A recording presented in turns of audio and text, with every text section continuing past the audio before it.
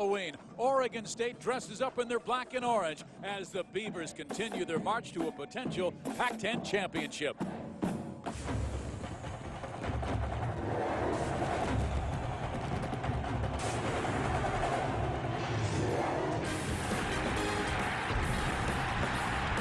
Welcome to Reser Stadium, where we have a few leftovers from Halloween. Oregon State's trying to go 4-0 at home this year. It's Pac-10 football presented by Acura with the Arizona State Sun Devils and the Oregon State Beavers. Hi everybody, I'm Steve Biziak. This is Jason Sehorn, former all Pac-10 defensive back. Great memories playing in the conference. He had never made it to Corvallis.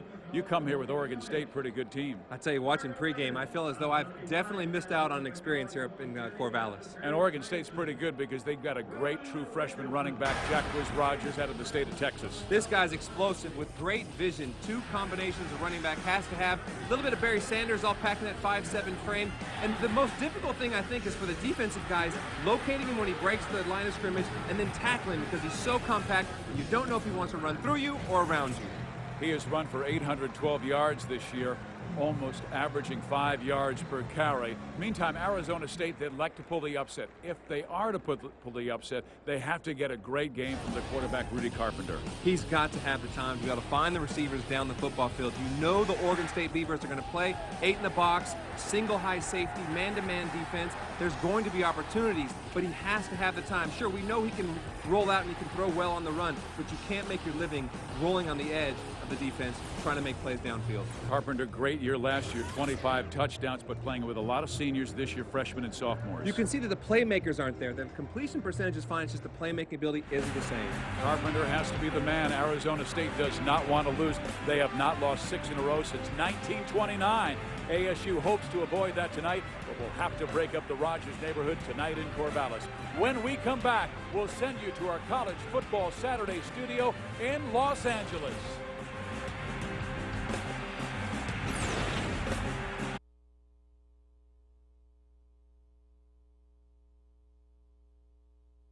Small, quick D-line doing the job against the Longhorns, and then Graham Harrell just disrespected all over the country. He's got to be the guy. Texas trying to make a game of it in the second half, 22-13. Graham Harrell so far today outstanding.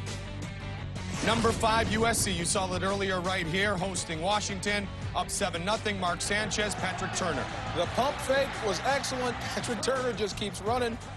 You might want to cover Big Patrick. He's kind of tough to miss. He's 6'6". You might want to tackle C.J. Gable. 56-0 the final. And Mark Sanchez today put a nice one together, 15 of 19, 22 touchdown passes. He plays guitar too. Yes, he does. Plays guitar well.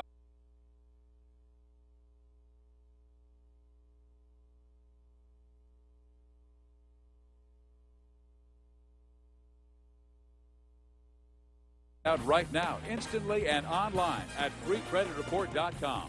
And by Best Buy. You happier. Back in Corvallis, Oregon, we welcome Arizona State and Oregon State as they race out onto the field at Reser Stadium.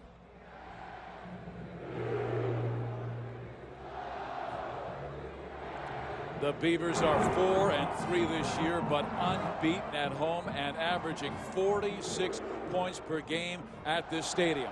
Let's now go to the third member of our broadcast team, Michael Eaves.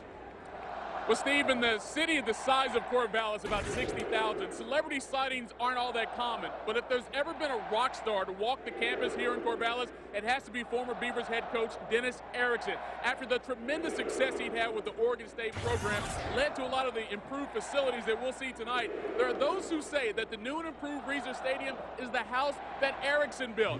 However, his current team has fallen on hard times. A loss tonight would give them 6 in a row. That would be the first time in the 20-year career of Dennis Erickson that he's had a team lose 6 games in a season. The problem, falling behind by large deficits early and not being able to climb themselves out of that hole. He says it's correctable. It's a lack of focus. It's the mental mistakes that has hurt his team as of late. The question is, can he correct that problem tonight against a team that has Rose Bowl aspirations? Steve, Jason, back up to you guys.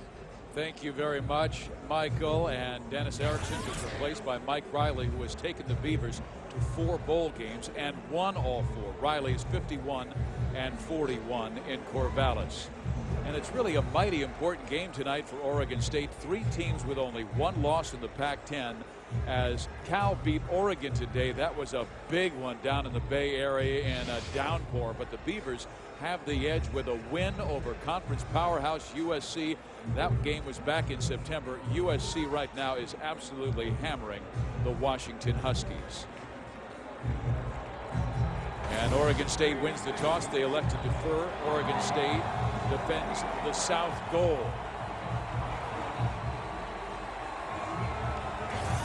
The Sun Devils at 2-5 and 1-3 in conference play. Oregon State at 4-3 and 3-1. And obviously Arizona State would like to have a healthy start, because Erickson says we look at the scoreboard and it seems like in the first 5 minutes we're down 14-0. Yeah, the last thing they can do tonight is fall behind. You don't want to fall behind a team that has been as successful at home as the Oregon State Beavers have. With this crowd behind them, making up time is not on your side. T.J. Simpson back deep. Brandon Smith will bring it back, and he is nailed at the 25-yard line. Well, the quarterback for Arizona State is Rudy Carpenter. And they're brought to you by Acura, and Carpenter throwing for over 1,600 yards this year and 9 touchdowns. In his career, he is only 382 yards shy of 10,000 yards in his career. So he's a marvelous quarterback, but he's working with a young team, and he needs some big-time help from his offensive line. They've got to protect him, and these young guys have got to make plays for him downfield. The starting tailback is Sean DeWitty, the junior from Colorado Springs, and immediately we have a penalty thrown, and that's not a good sign for Arizona State, who's been a slow starter this year. Prior to the snap, false start on the offense, number 59. 5-yard penalty, first down. Please reset the game. Thank you. Referee Jack Collier tonight.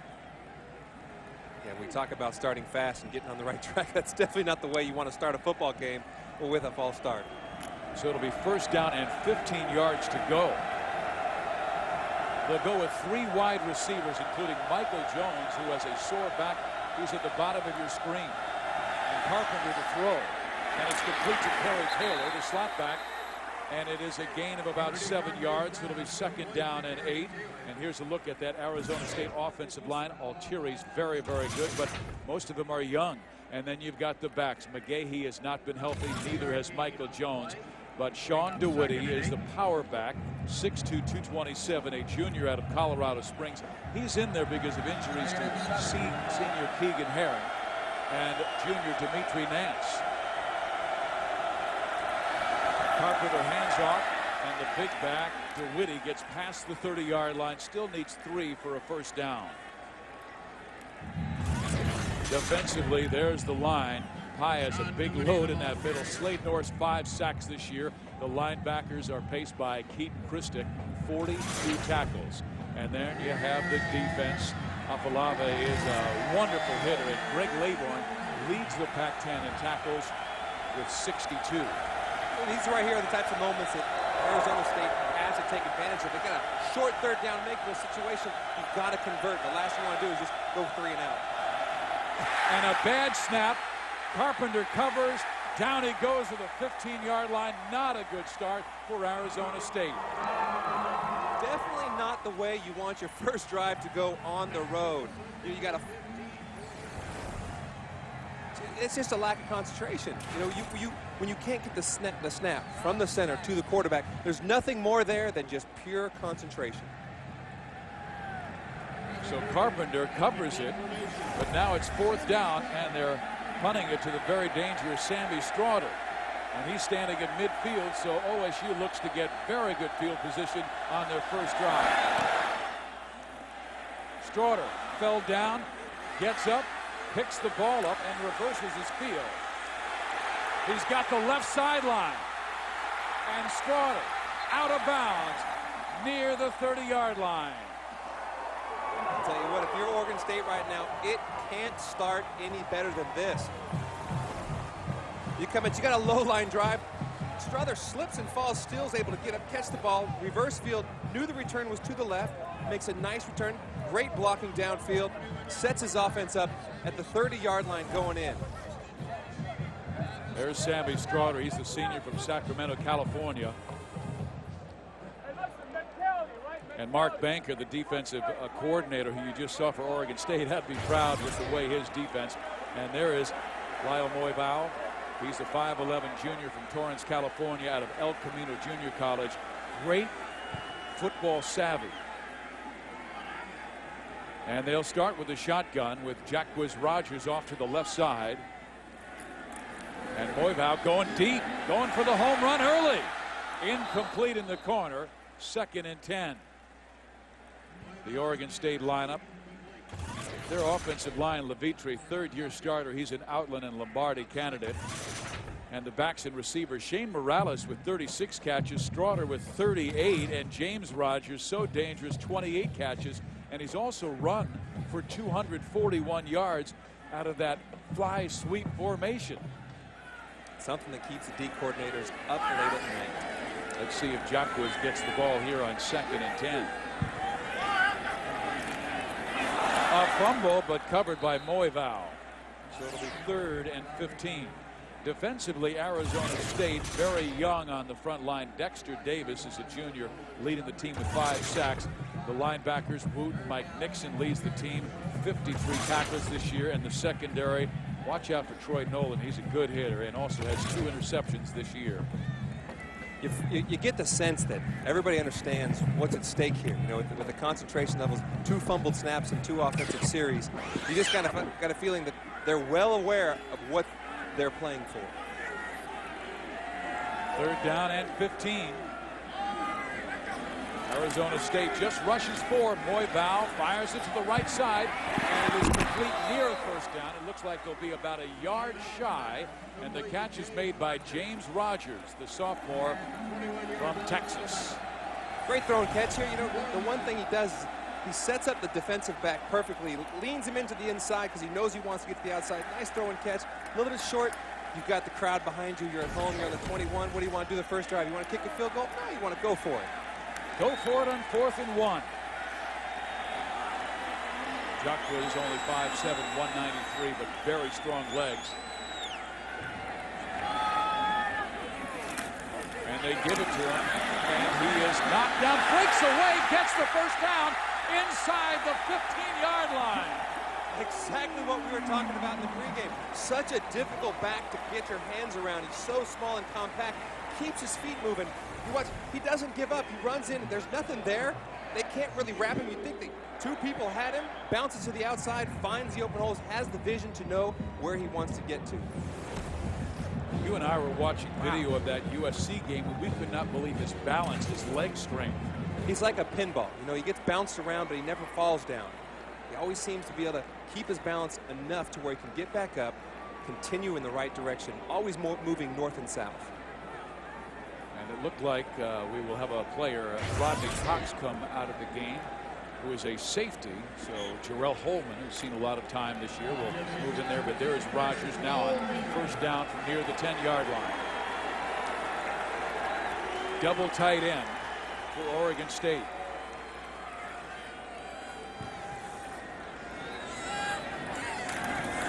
Rodgers tries the middle, spins outside. This time they do bring him to the turf, and the tackle's made by Terrell Carr, the junior from Tulsa, Oklahoma. Our days in scouting report, Jason. The one thing the Oregon State Beavers have to do, they have to stay balanced. You got to have a nice run-pass combination. They've done it all season long. The other thing, defensively, make your turnovers count. Arizona State's going to put the ball in the air. You're going to have opportunities. You've got to score points when you take the ball away from Arizona State. Now on 2nd down, Stroughter and Morales off to the right side. Rodgers is the flanker on the left. Moivao to throw. End zone. Touchdown. Shane Morales. Just a perfectly set up and executed play right there. You see here, on the outside, what they're going to do is they're going to run a scissor route. The outside guy's going to break to the post. The inside guy's going to break to the corner. It's a little bit of a rub. Perfect throw and catch. Touchdown. you really couldn't ask for much more in this game right now for the Oregon State Beavers. To start off, you stop them, get the ball, take it down, go for it on fourth down, convert, score, touchdown. And a nightmare start for Arizona State, and on the road where OSU is perfect at home this year. They are 3-0. The point after touchdown is good. Oregon State takes the early 7-0 lead on a touchdown by Shane Morales.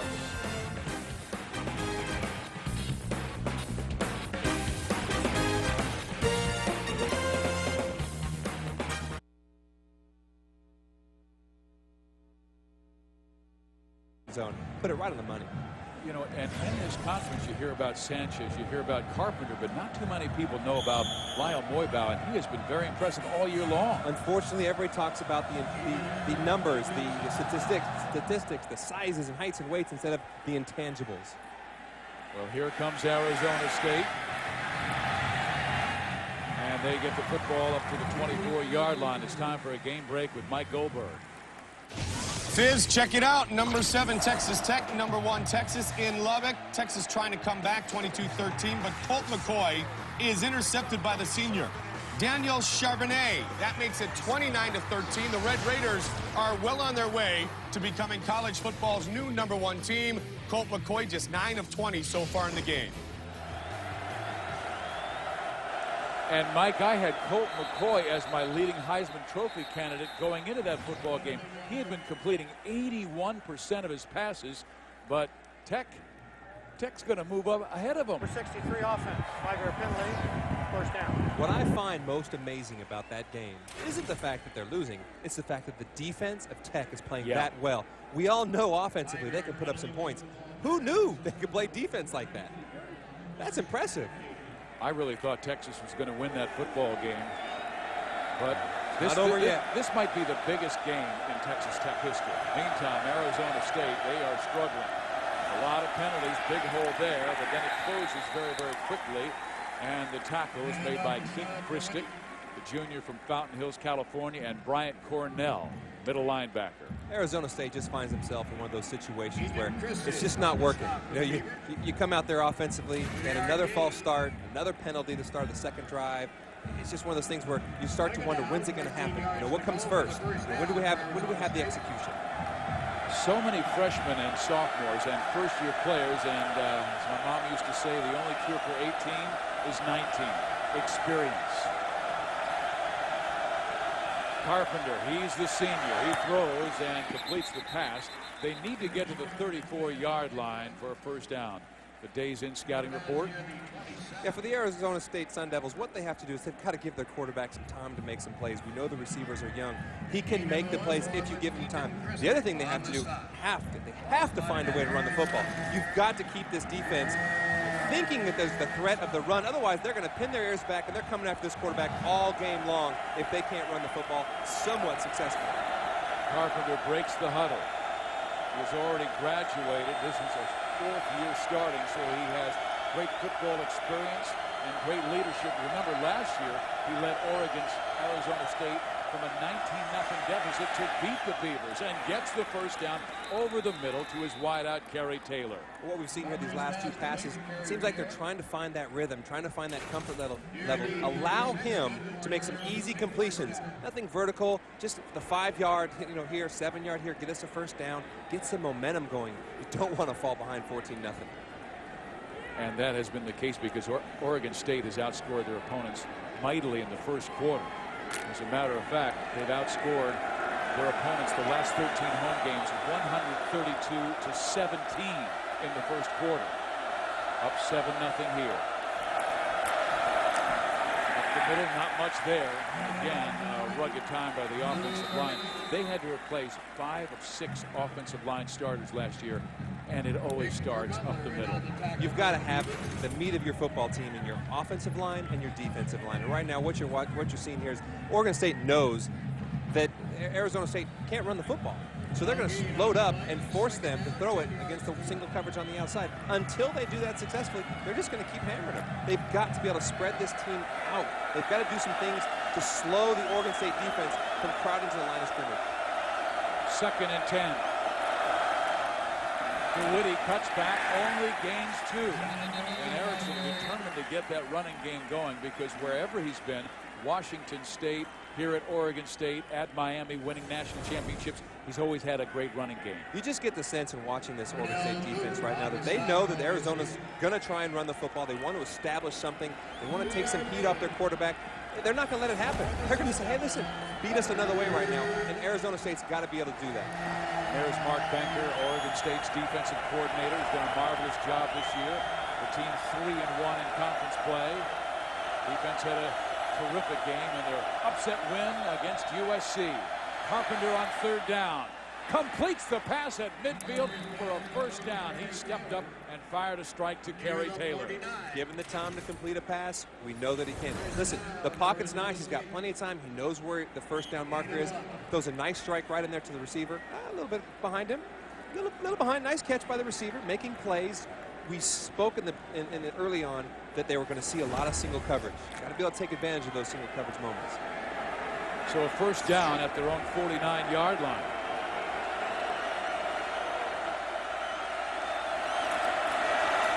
Carpenter tries the middle again with DeWitty. Not much, but they do move into Oregon State territory for the first time. Christic on the tackle from his outside linebacker spot. One of the most athletic players on the team. But DeWitty, we were told would start, but they said we would also see a lot of number 21, the true freshman, Ryan Bass.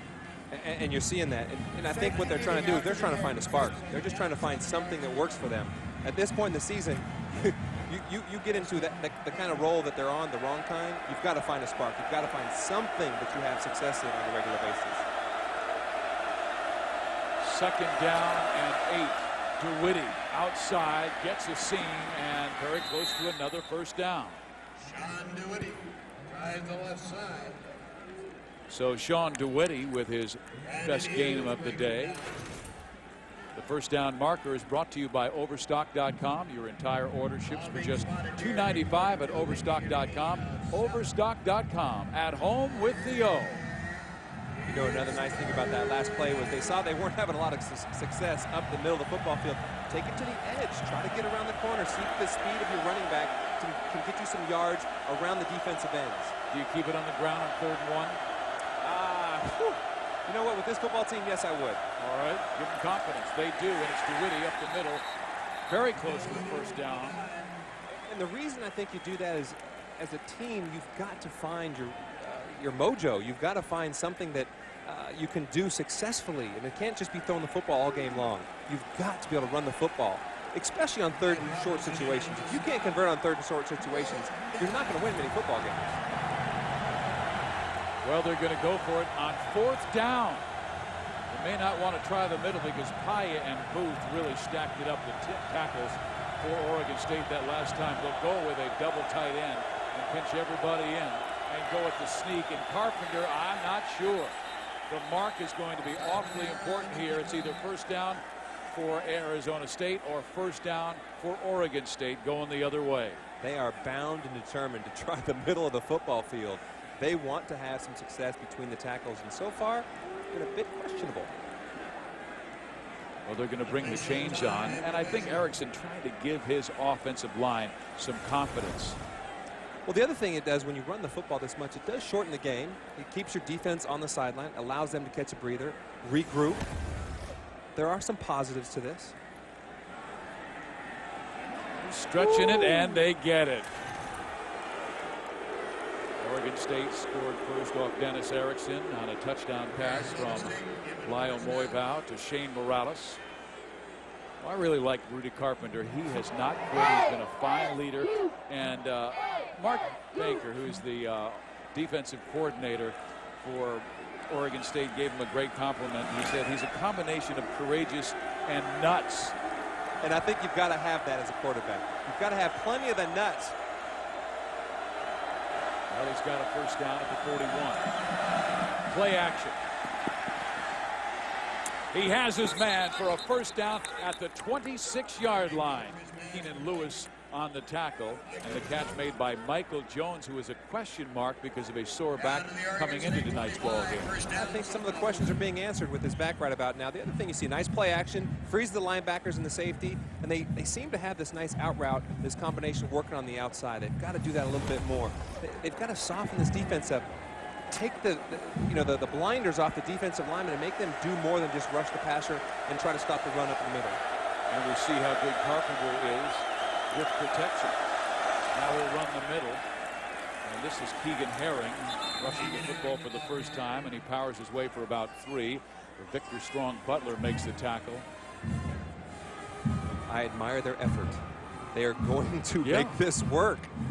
And Rudy Carpenter, 49 yards passing, moves into 9th place in Pac-10 career, and he moves past an Oregon State Beaver by the name of Jonathan Smith, who was Dennis Erickson's quarterback that led him to that Fiesta Bowl win over Notre Dame back in 2000. Maybe the biggest game in Oregon State history. It's kind of when it all started. This run they're on right now, it all started right around then. That might be the game that built this new Reser Stadium. Carpenter on 2nd down, hit, completes the pass near a 1st down. That's the courage that Banker was talking about. I'll tell you what, as a quarterback, you've got to have, like you said, plenty of courage and plenty of craziness to be able to stand in the pocket and deliver the throw when you know you're going to get hit. And the injury is to his left ankle. Is that better for a quarterback than the right ankle for the plant foot and drive? You know, to be honest with you, I don't think a quarterback wants either ankle to be injured ever, because you've got to use both of them. You got to set up with for a right-handed quarterback, you got to set up with the right, and you got to deliver off your left. So, you know, you want to deliver off your front foot. You don't want to deliver off that back foot. So I don't think that you can really have either ankle injured. Well, he has played well. On 3rd down, DeWitty gets the call and gets the 1st down near the 12-yard line. Cornell on the tackle. And the more success I think they have on the outside edge, the easier it's going to be for them to get up into the middle like this. Well, you know, Dennis Erickson was telling us early in the week, he said, you know, our practices have been terrific. The enthusiasm, the execution, we haven't been able to transfer it from practice to game. It was interesting hearing him say that he would love to say, listen, during the week, we just don't have it. So I know what to expect on Saturday. But we have it all week, and then Saturday comes along, and you've seen some of the results. 1st down at the 12 of Oregon State. Carpenter swinging it right to DeWitty. There is a flag down as DeWitty goes down inside the 10, but there may be a hold here because it's in that area. Yeah, you never really like to see that yellow flag in the middle of the offensive line. Holding on the offense, number 67. 10-yard penalty for the previous spot. 1st down. We saw that a lot today because Oregon rolled up the numbers, but they turned the ball over so many times, and then critical penalties, and California was able to win by 10. Listen, in this game, everybody gets X amount of opportunities to score. If you turn the ball over, you give up an opportunity and you give your opponent an extra opportunity to score. Your chances greatly decrease in winning football games if you're giving your opponent more opportunities to score. Well, now it's 1st and 20. Carpenter 6 for 6 on this drive so far. He'll go with 3 wide to the left and 1 to the right, and he is by himself in that backfield. Blitz is on. Carpenter steps up and is dragged down. There are pluses and minuses to going empty backfield. The minus is you don't have a back there to help chip on the defensive end or pick up in pass pro. What you see here, a nice little, pocket for him to throw, collapses. He's got to step up a little bit more. How come there was no penalty thrown on that horse collar? Now, I don't like that call, that tackle, because it was from a little bit odd of an angle. Maybe the side of the horse collar. Maybe it wasn't. Yeah, I don't like the rule in the first place. But you can't get him from the back. I don't know how you can tell a guy tackle him everywhere but here. Isn't it just tackle the man? All right, 2nd down and a long 28. Out of field goal range, need to get back in. Carpenter going deep, has his man out of bounds at the 10-yard line. 7 for 7 is Rudy on this drive, and he completes it to Kerry Taylor. The pass plays they've called so far in this drive have been perfect. Here you see the outside receiver clears out, and what he does is open up a big, huge hole for the slot receiver to run a nice little corner route. You know, when you do this, what it does, like I was saying on the touchdown pass earlier by Moybau, is that you create a lot of space between the receiver and the defensive back by throwing that football over his shoulder. 3rd down, 8 yards to go. Carpenter wings it to the right, and it's broken up. Intended for McGahey. Keenan Lewis with the great coverage. He's the senior from New Orleans, a 4-year starter. That's just great coverage on the outside. That's just not getting fooled. He understood where the marker was. He understood what he had to protect. It was that goal line. Did a good job. Well, an impressive drive, and right now they're going to ask Thomas Weber to finish it off with a 27-yard field goal. 8 for 12 this year. You can see he's been playing with a broken hand this year, wearing a soft cast, and he pushes it through, and Arizona State on the scoreboard. It's the Beavers by 4 over the Sun Devils here in Corvallis.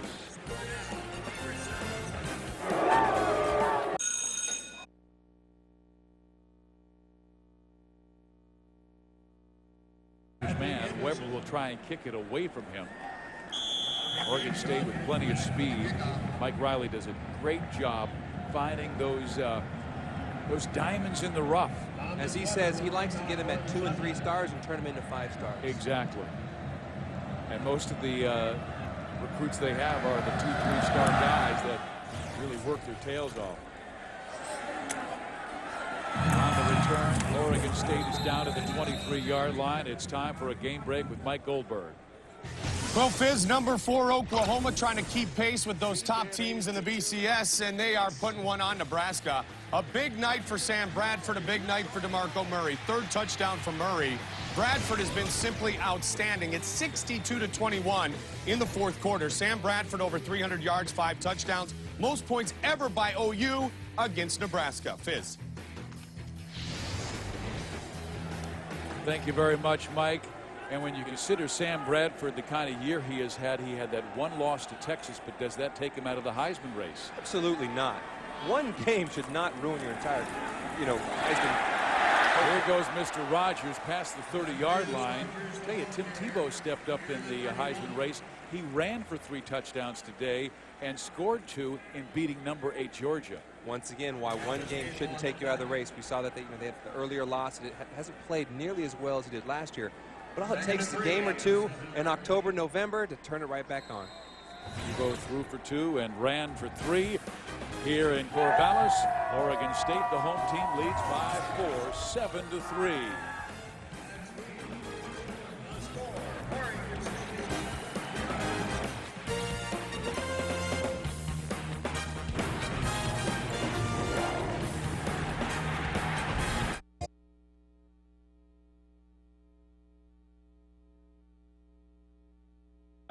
Oh, definitely. You become so much more mobile, and you feel like it's a small child taking off your back. He has Quiz behind him, got Quiz Rogers, and Quiz will go to the left side, and he will lose yardage. Let's go to Michael Eads. Yeah, Steve, you see number 22, Rodney Cox, back on the field for Arizona State. They were working on him a little bit earlier behind the bench on his right knee. In fact, they put a knee brace on that knee and also gave him a little something for the pain. He was running up and down the sideline, make sure he had lateral movement. They sent him back in the game. I thought he was walking with a little limp, having had 3 knee surgeries myself. I'm easy to recognize that. We'll see how that affects him on coverage here for Arizona State.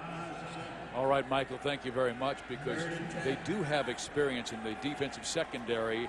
It's in the linebackers and the defensive line that they have the young guys. Hoival on 3rd down, going downfield. Oh, what a catch! First down at the 38-yard line by Sammy Straughter. Great catch. That's one of those opportunities where the receiver gets to make the quarterback look good. It's a simple dig route, gets the defender. What they do, both of these receiving corps have done a great job of setting up the defensive back by stemming them one way. And what I mean by that is getting them to lean a certain way when you know you want to go inside, try to get the defensive back to turn his hips to the outside. That was a terrific catch by Sammy Straughter. Jacquez Rogers in the backfield. They convert on 3rd and 10.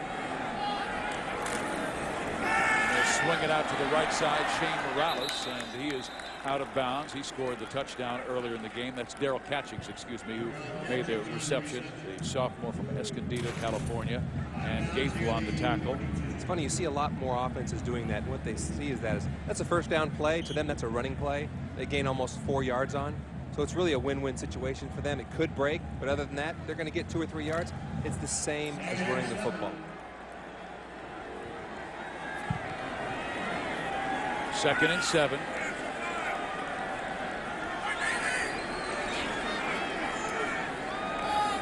Stroughter goes motion. And Stroughter gets the football and is cut down in a fine open field tackle by Terrell Carr. Nice defensive play by the Sun Devils there. You know, that motion, what it does is it really slows down the defense because they have to wait until he crosses or clears the quarterback before they can really react, because you don't know where the ball is going to be. You don't want to react too quickly thinking it's going to be a handoff to the motion to the fly man, or react too slowly. So it really puts the defense in a no man's land. So it's a great play there by the outside guys. Talking to Jason Sehorn tonight, cornerback in the NFL for so many years in that USC all Pac-10. He knows what it's like to go one-on-one with a fast guy. Here's Claybow, unloads it, and it is behind his receiver, Shane Morales. They got a blitz from that left side from Dexter Davis, the defensive end from Phoenix, Arizona. I can also tell you as a secondary player that there's no better pass coverage than a pass rush. If he doesn't have time to set his feet and throw, you don't have to cover very much. I asked you yesterday, what are the qualities of a great cornerback? And you said, a really good defensive end. That's the truth. And here's the punt. Johnny Hecker nails it.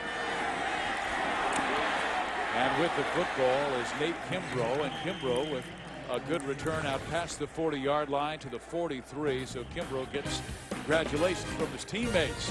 They love it.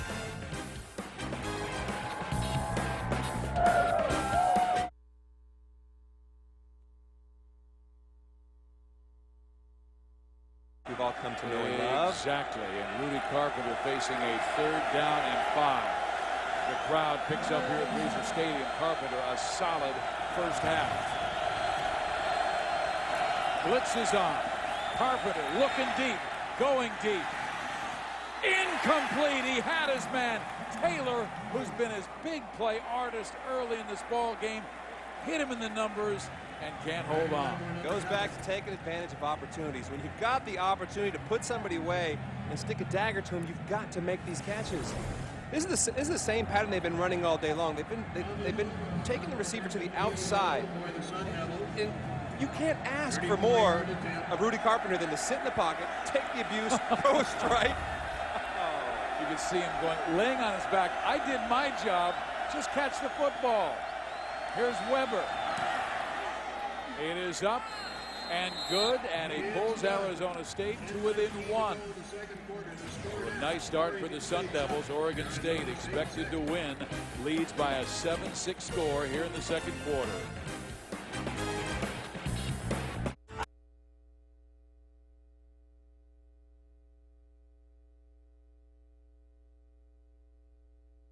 Show. What a battle in Lubbock, Texas. Is it this end or is it that end? And will that one, yeah, will Texas Tech be the new #1 if they hold on? And will you please text us at 310-425-9455. Great game in Lubbock. Good start up north for you. Steve Fiziak, we'll see you on the halftime show.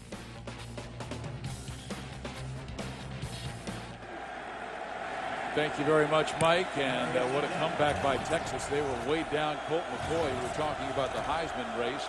Well, he's bringing that team back down by just 3. And here's Carpenter going right side and incomplete. He had a man wide open in Michael Jones. Just more of those opportunities, you know. Jason, it's time to take a look at our U.S. Bank Pac-10 Players of the Week. Jeremiah Masoli, the Oregon quarterback, had a great game last week, did not play well today, and their loss to California. Mohammed and Evenson hit a career-long 52-yard field goal today, or last week.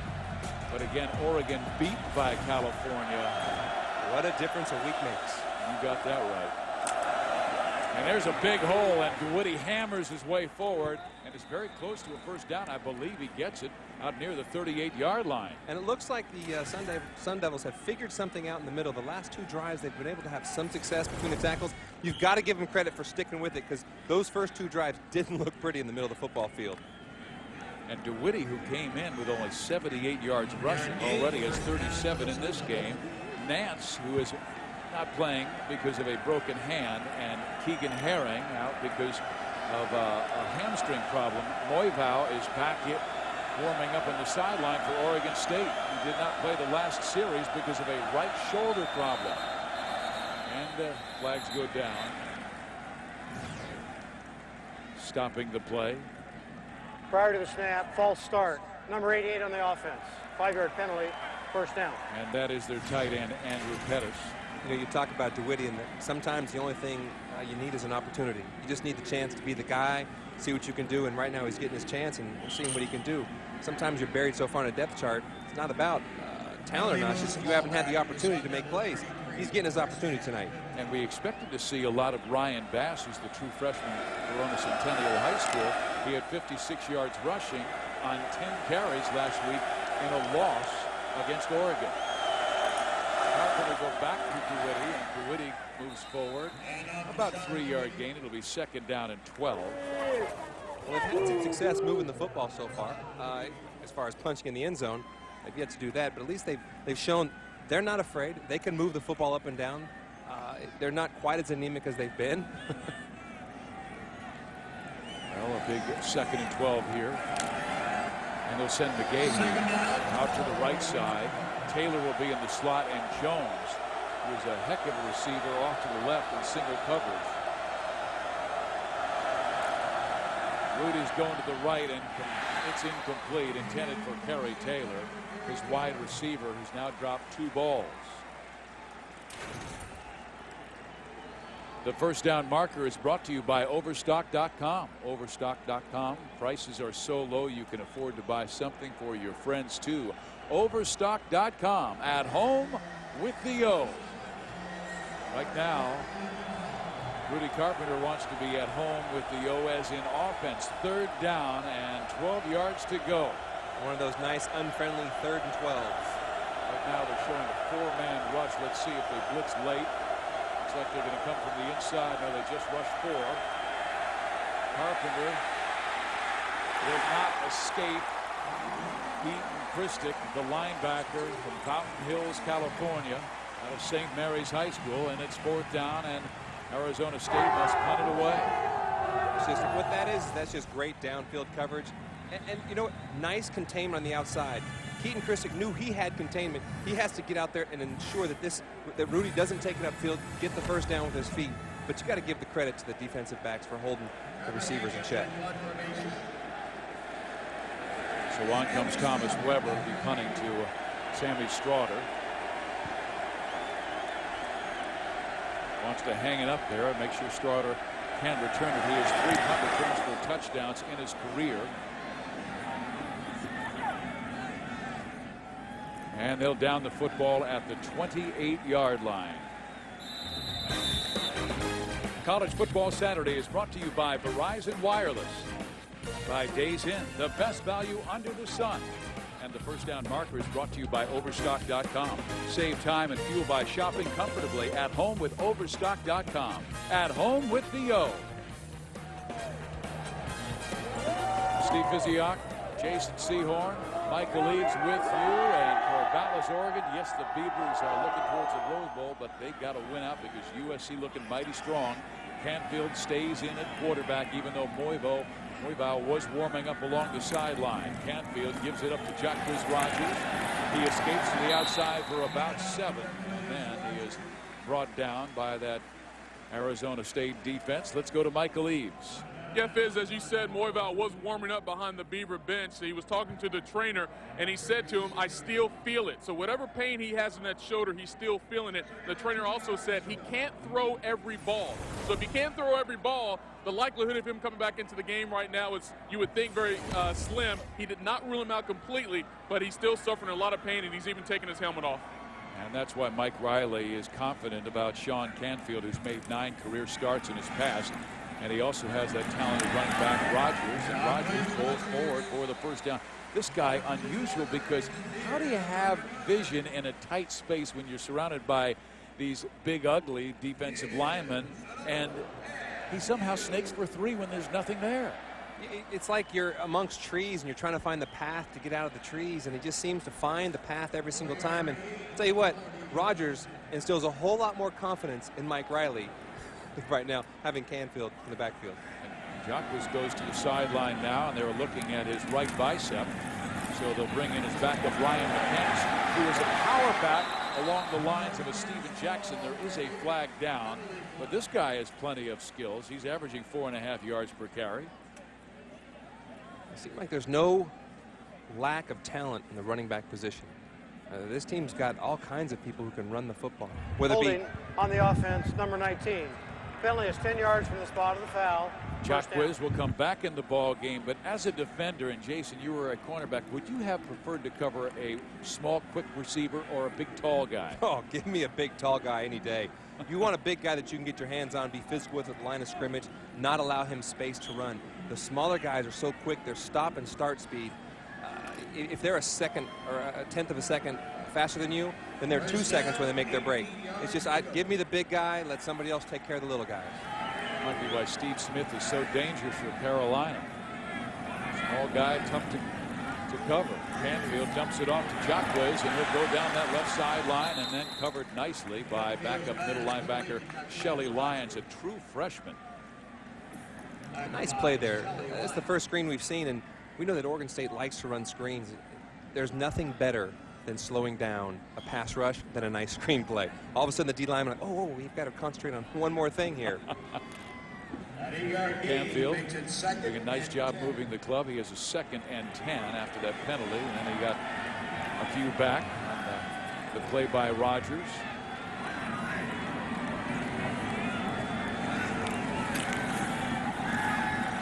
Canfield throws it to Strawder, and Strawder has the first down past midfield.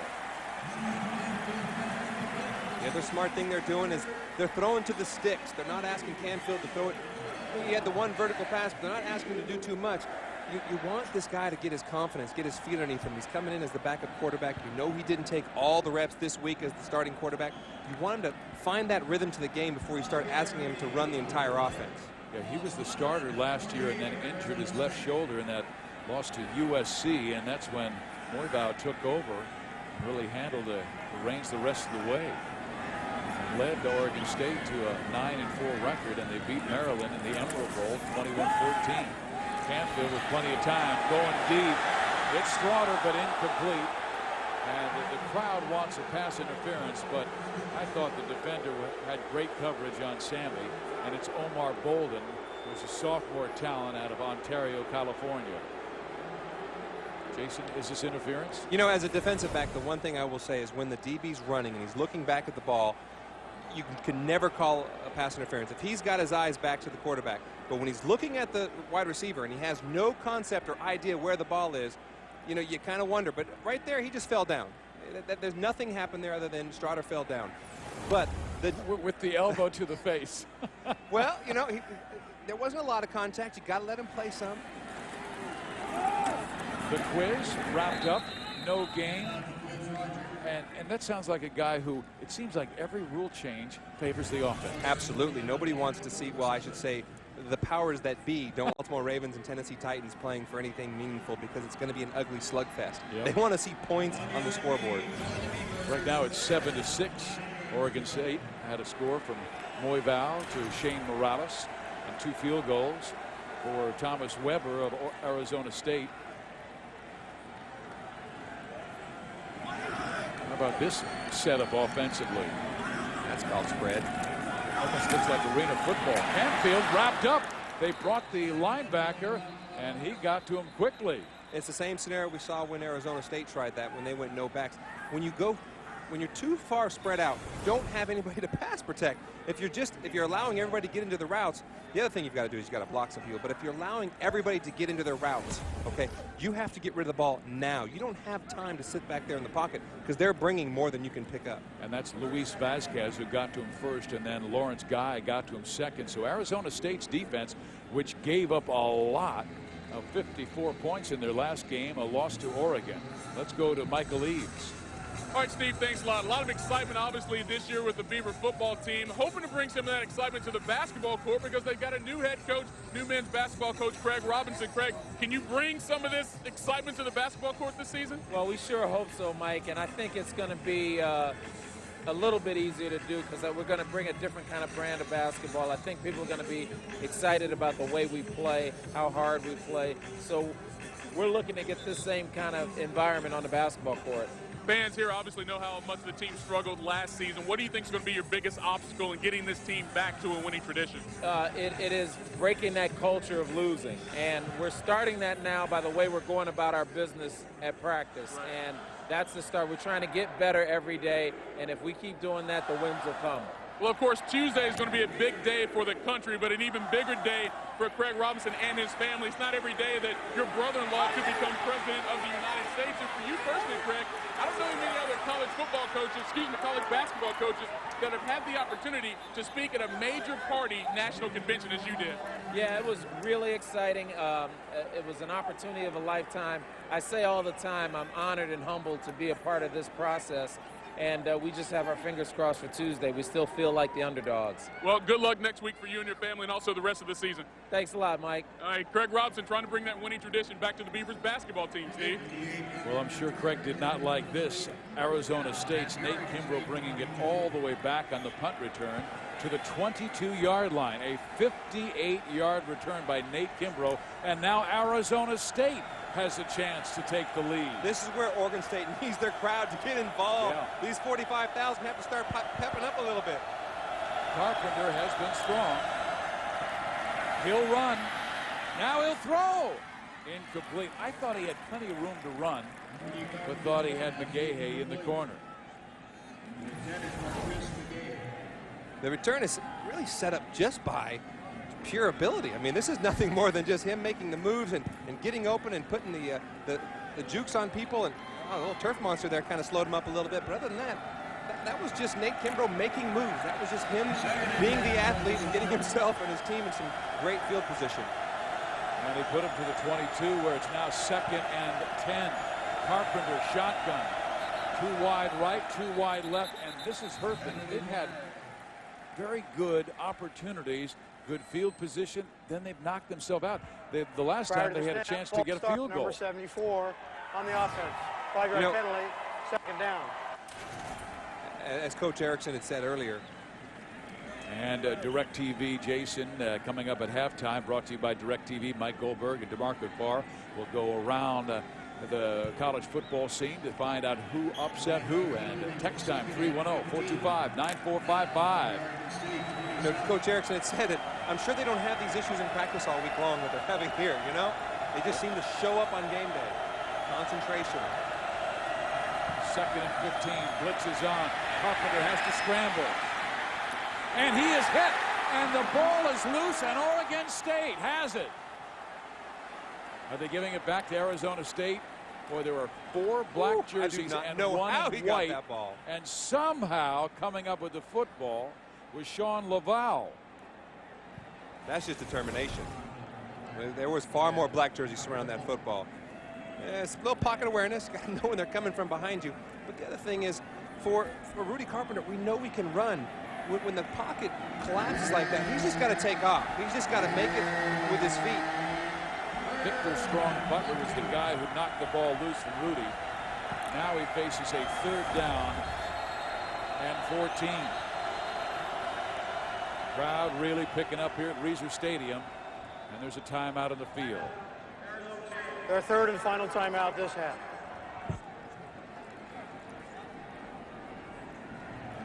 Well, today in Corvallis, Oregon, as we go around campus, brought to you by Acura, just a gorgeous day. This looks like an Ivy League school. This is what fall is supposed to look like. Oh, look at the colors of the trees. Makes you a little nostalgic. Can we all live in the country? This is country, right? I love it here in Corvallis. Beautiful campus. And the house that Dennis Erickson built, he was here, and in 2000 they had one of the most important victories in Oregon State history. They went 11-1 and beat Notre Dame. Not just beat them, hammered them 41-9, and that got everybody excited here in this neighborhood. And the donors started donating more money. They were able to build better facilities. The football stadium is beautiful now, and they pack it with 45,000 every single week. You know, you talk about success and what breeds success. Do you have to have it first to believe you have it, or do you have to believe before you can have it?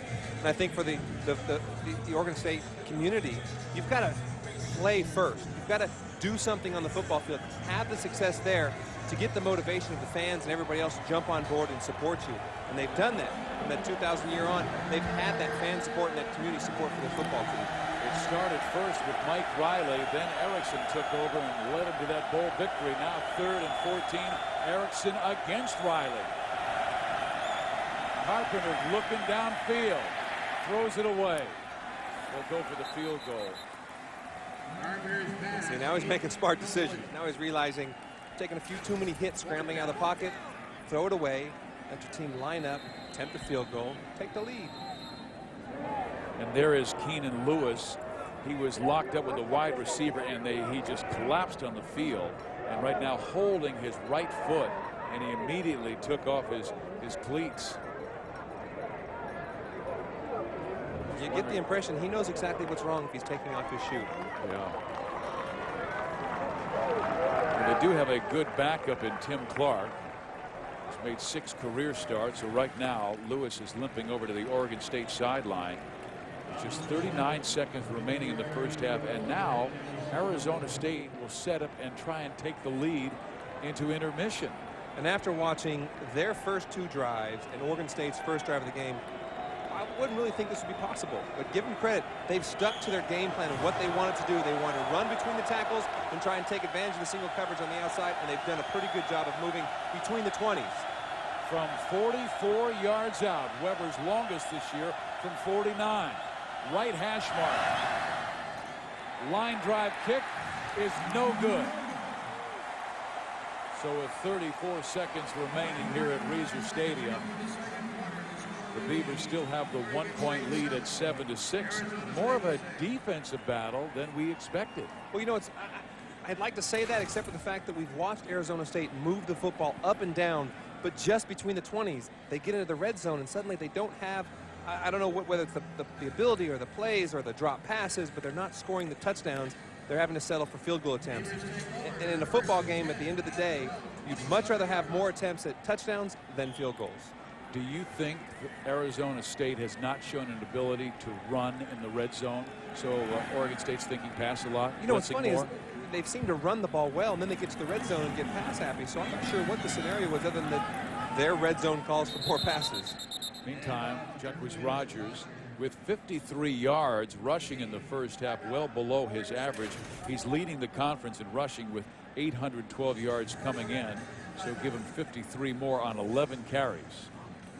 He's done a good job of getting to the outside, making plays, finding the holes amongst the trees and the offensive linemen.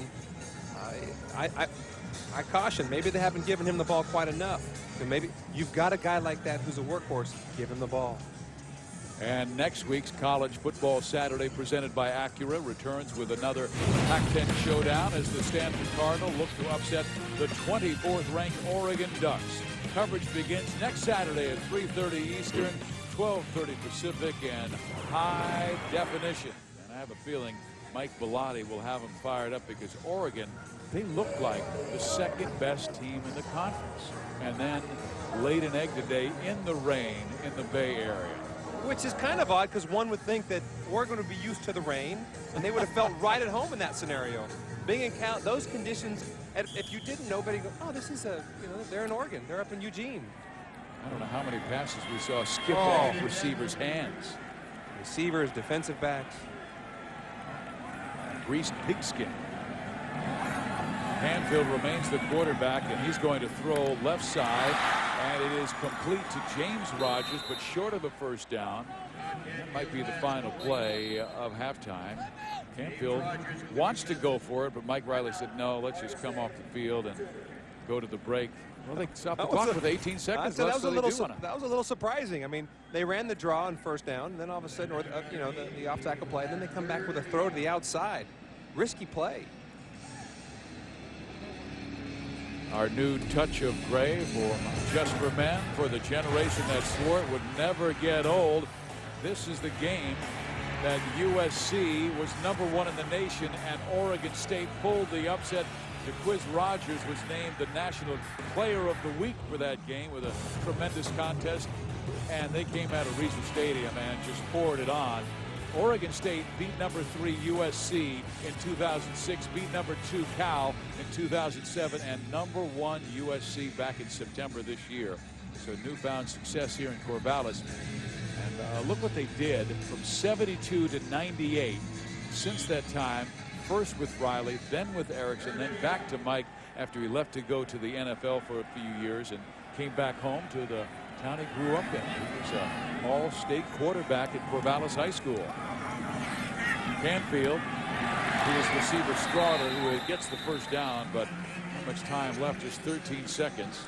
I tell you what, that puts things in perspective for all the people wondering if it's really coaching that turns a program around, or if it's recruiting and bringing the players. And I think a lot of credit has to be given to both Mike Riley and Dennis Erickson for the coaching ability. You get the players, like he said, we get the 2-star players, we turn them into 5-star players once they get here. Oregon State had not won 5 games since 1971. Then Riley got it for him. Well, they got the pass complete, and it's to Shane Morales, first down to the 41-yard line. So getting closer and closer to field goal range. They've got 6 seconds left. What can you do with 6 seconds? You know, you throw it to the middle of the football field, and you basically you got one timeout. If you can get to the ball to the middle, set up a nice opportunity for your field goal kicker, you can put some points on the board here. Because Justin Cahoot, his longest field goal this year has been 37 yards, so you got to think they've got to get it at least to the 25-yard line. Yeah, maybe to the 20. I mean, but the middle of the field is going to be open. Throw it there. It's got to be quick, though. You know, you don't have obviously a lot of time. Oregon State, their third and final timeout. There goes that idea. And that tells you that they're going to go for the Hail Mary. Don't throw it to the middle of the football field. Throw it to the end zone. Exactly. Throw it up for grabs. We've seen it before, the tip drill, and somebody comes up with it. But Dennis Erickson within 1 point, 7-6. Heck of a game so far. Funny how quickly plans can go down the drain. Yep. But I also think it gives Canfield a few more reps. Because he'll be their quarterback in the second half. It's going to give him the opportunity to throw a ball, what do we got here, 41 yards into the end zone. But the reps-wise, I don't think he's going to get much more than just the 1 rep. And you see the starter, Lyle Moibau, who was out of the game because of a right shoulder problem, and he has started every single game this year. I tell you what, though, it's great that he's on the sideline and he's helping him out. Shouting encouragement. He's going to be, you know, like an extra coach for Canfield on the sideline, because obviously he knows the game plan. He knows what to expect. A lot of times you see guys, you know, they'll be injured. Maybe they sit on the bench, or they don't stay involved in the game. It really helps the backup when the starter stays involved and is still encouraging.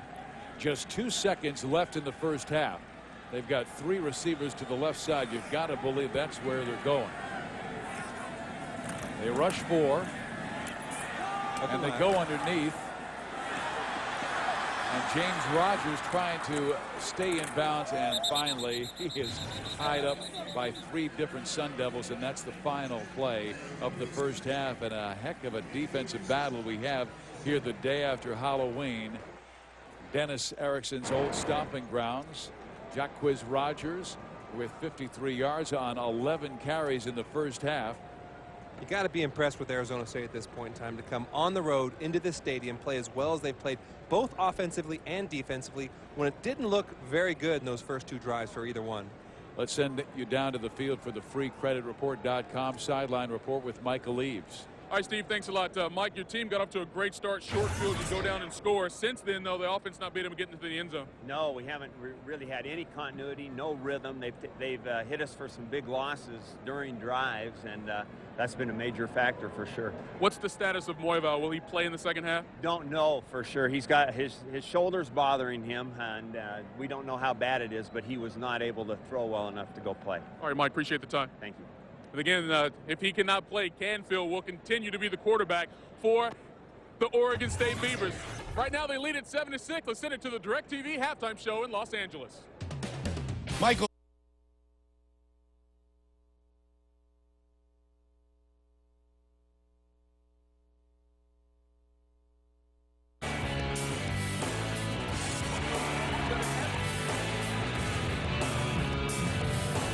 Here in Corvallis, Oregon, Oregon State with a 1-point lead over Arizona State. Steve Physiok along with Jason Sehorn. This year, Oregon State is averaging 46 points per game at home.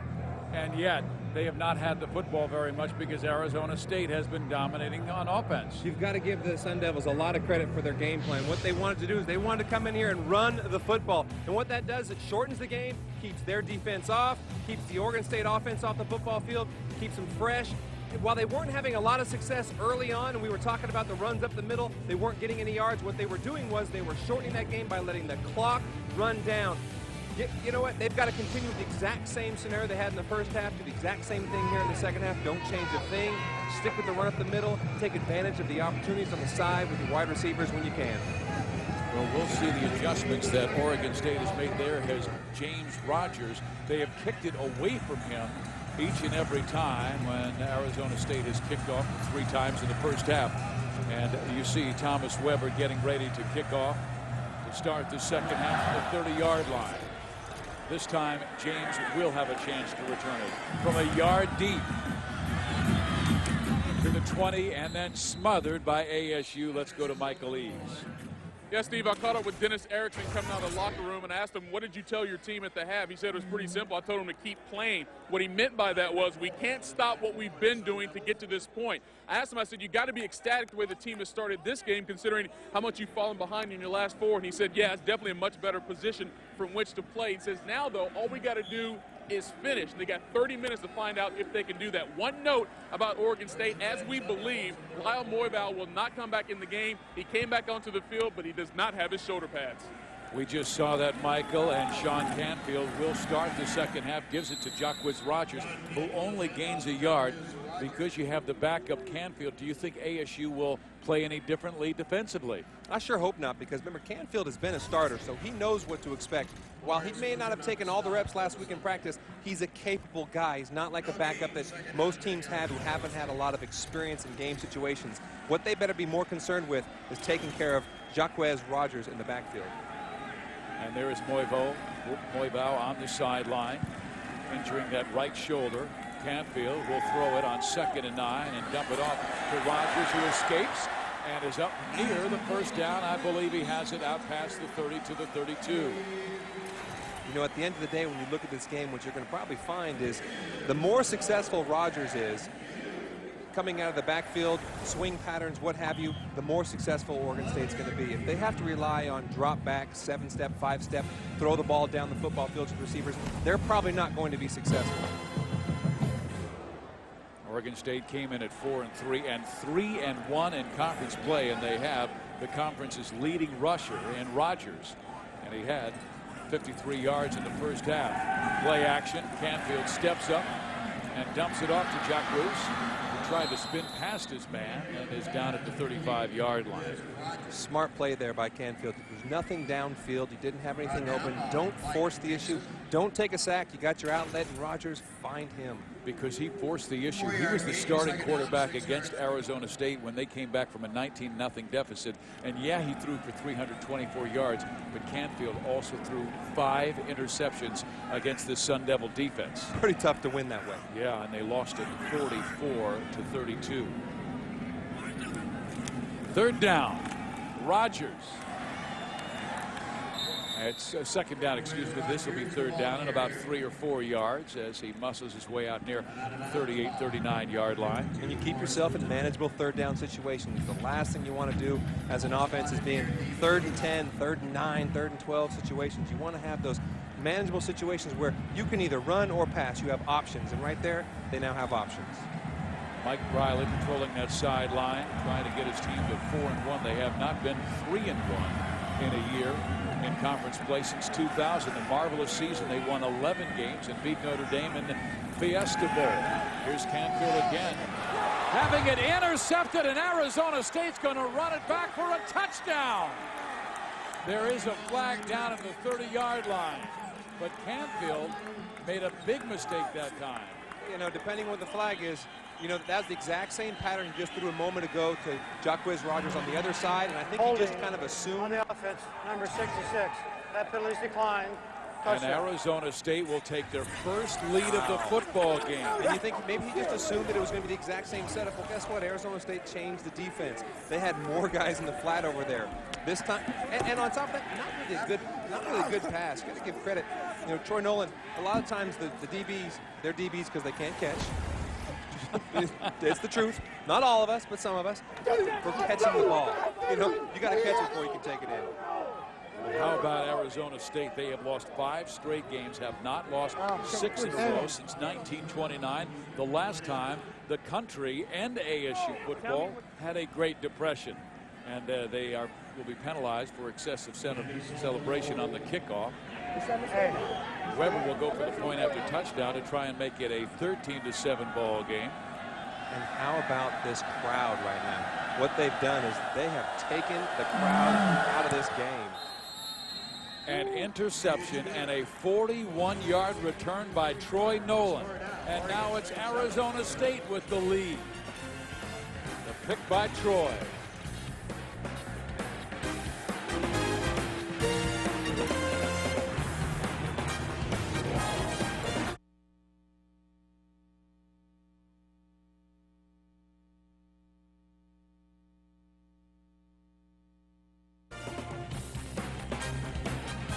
We come to you from Corvallis, Oregon, and you see Dennis Erickson, ASU's coach, arguing with officials. He is racing down the sideline trying to get a timeout. I think he should be thankful he didn't get that timeout because they got the PAT off.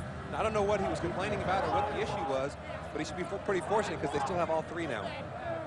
And there is Troy Nolan, who just gave Arizona State their first lead in almost 2 months. September 13th was the last time they led in a football game. They lead it 13-7 over one of the real strong teams in the Pac-10 Conference in Oregon State. They've won 4 of their last 5. They beat Washington last week 34-13. Here's the kickoff. And Oregon State has it out to the 40-yard line. Let's go to Michael Eaves.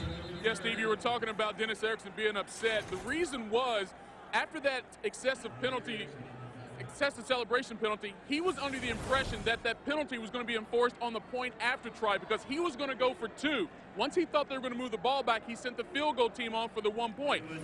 That's why he was trying to call a timeout so he could try to go for 2 again. Instead, it's going to be enforced as we just saw on the kickoff, and we can understand why he would be upset. We saw a game earlier in the Pac-10 between Washington and BYU. Jake Locker scores late, excessive celebration. Yeah. The penalty was enforced on the PAT. They missed that PAT, and BYU won that game. And you know what? We just saw an unbelievable celebration with Texas Tech beating Texas, Michael. And I'm telling you what, these young guys, you got to let them live a little bit because this is an exciting game. Let them celebrate a little. I understand with the choreographed stuff and the spike of the ball, but if you're just jumping up and down and you're throwing the ball, if you're just having fun and it's spontaneous and you have a game like that, you got to let that stuff go. Now, obviously, what we just saw, throwing the ball in the stands, can't do that. No. You know, that's just not But Jake Locker situation, you know, today you saw Texas Tech gets penalized for the fans being on the field. They had to kick off from the 7.5-yard line. Here's Canfield throwing it away. Well, Sean with a bad pass for an interception now has a wide open Morales and throws it incomplete.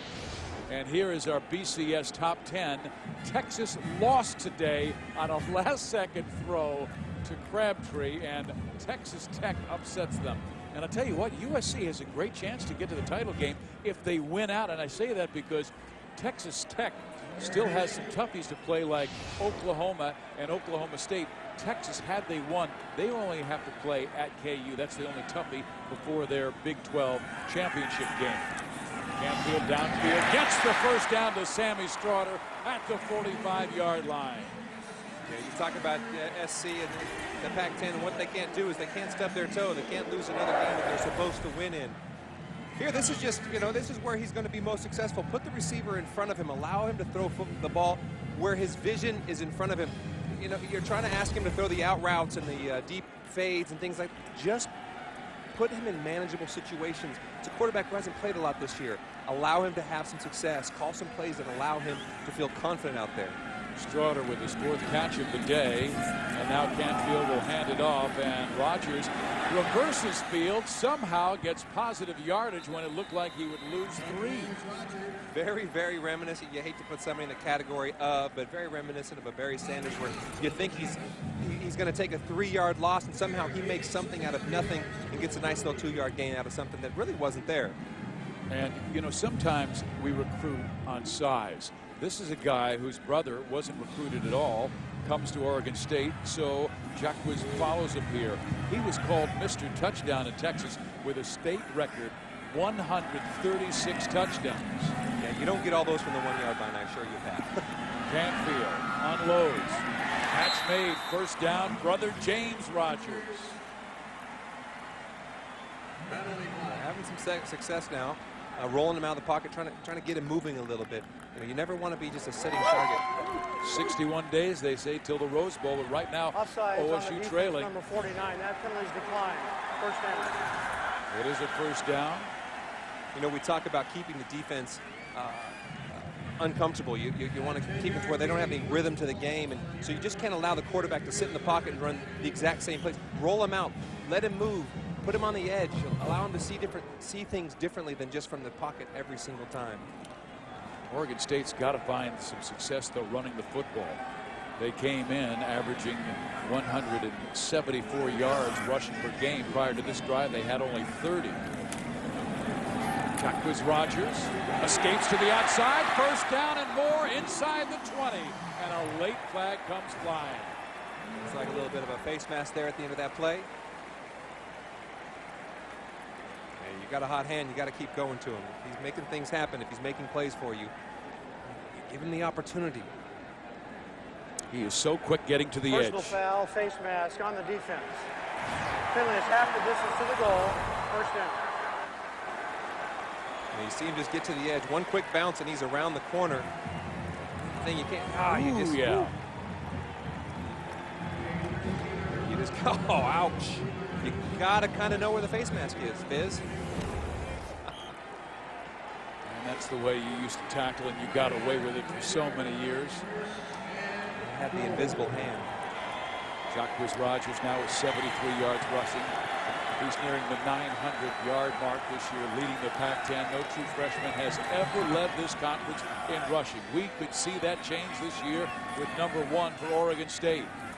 Canfield to throw, dumps it off. James Rogers still on his feet, out of bounds near the 7-yard line. With the Rogers brothers, what you see is that build allows them, well, it doesn't allow them, with the build, they're able to keep their feet moving, and they do keep their feet moving, so it's very difficult to tackle because they don't just want to go down. A big body, a big 6'1", 6-foot-plus person, you hit them, they generally crumble a little bit. These little guys are pinballs. You got to pull them down. Pinball wizards. From the 7, 2nd and goal. Double tight end. Jacques is back in the game. He's the tailback. They give it to him. To the 5, to the 3. I think the other thing that's pretty impressive about both those guys is not to say they're as wide as they are tall, but they're pretty thick, both of them. They carry their weight. They can run through some tackles. You're not going to just be able to arm tackle these guys. You've got to take the effort. And I think sometimes, maybe on the defensive side, you see a guy that's 5'7", you think to yourself, oh, I can drag him down, he's little. These guys are thick. They're pretty strong. They're going to break the arm tackles. Jacques was ever confident. He said, I'm not short, I'm just not tall. And that's a good way of looking at it. Stay positive, young man. Stay positive. Now shotgun, 3rd and goal. Low snap, Canfield gets it off, and touchdown Morales, 2nd of the game to reclaim the lead for OSU. It does 2 things for this football team. As you can hear, it brings the crowd back into it. It also puts them back into the game again. That was the first drive they sustained, their very first of the game, which was only 30 yards. Bad snap, nice recovery, good throw. Nothing there. Wide open receiver. You just got to get to the outside. You see the DBs. Something's always wrong with the defensive back. You usually don't ever get beat as the defense or something. You just can't let a guy get outside of you. So that locks up the game at 13 with a point after touchdown for the lead. Justin Cahoot. Got it. And Oregon State back in front 14-13. Shane Morales, first 2 touchdown game of the year.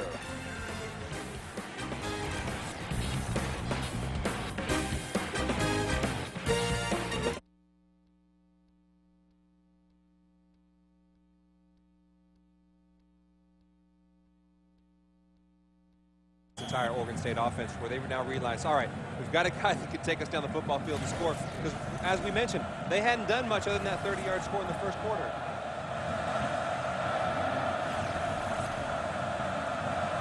Back deep with the return T.J. Simpson and number 3 Omar Bolden. It will be Bolden from the 9. Bolden out past the 30, and then he is muscled down at the 35-yard line.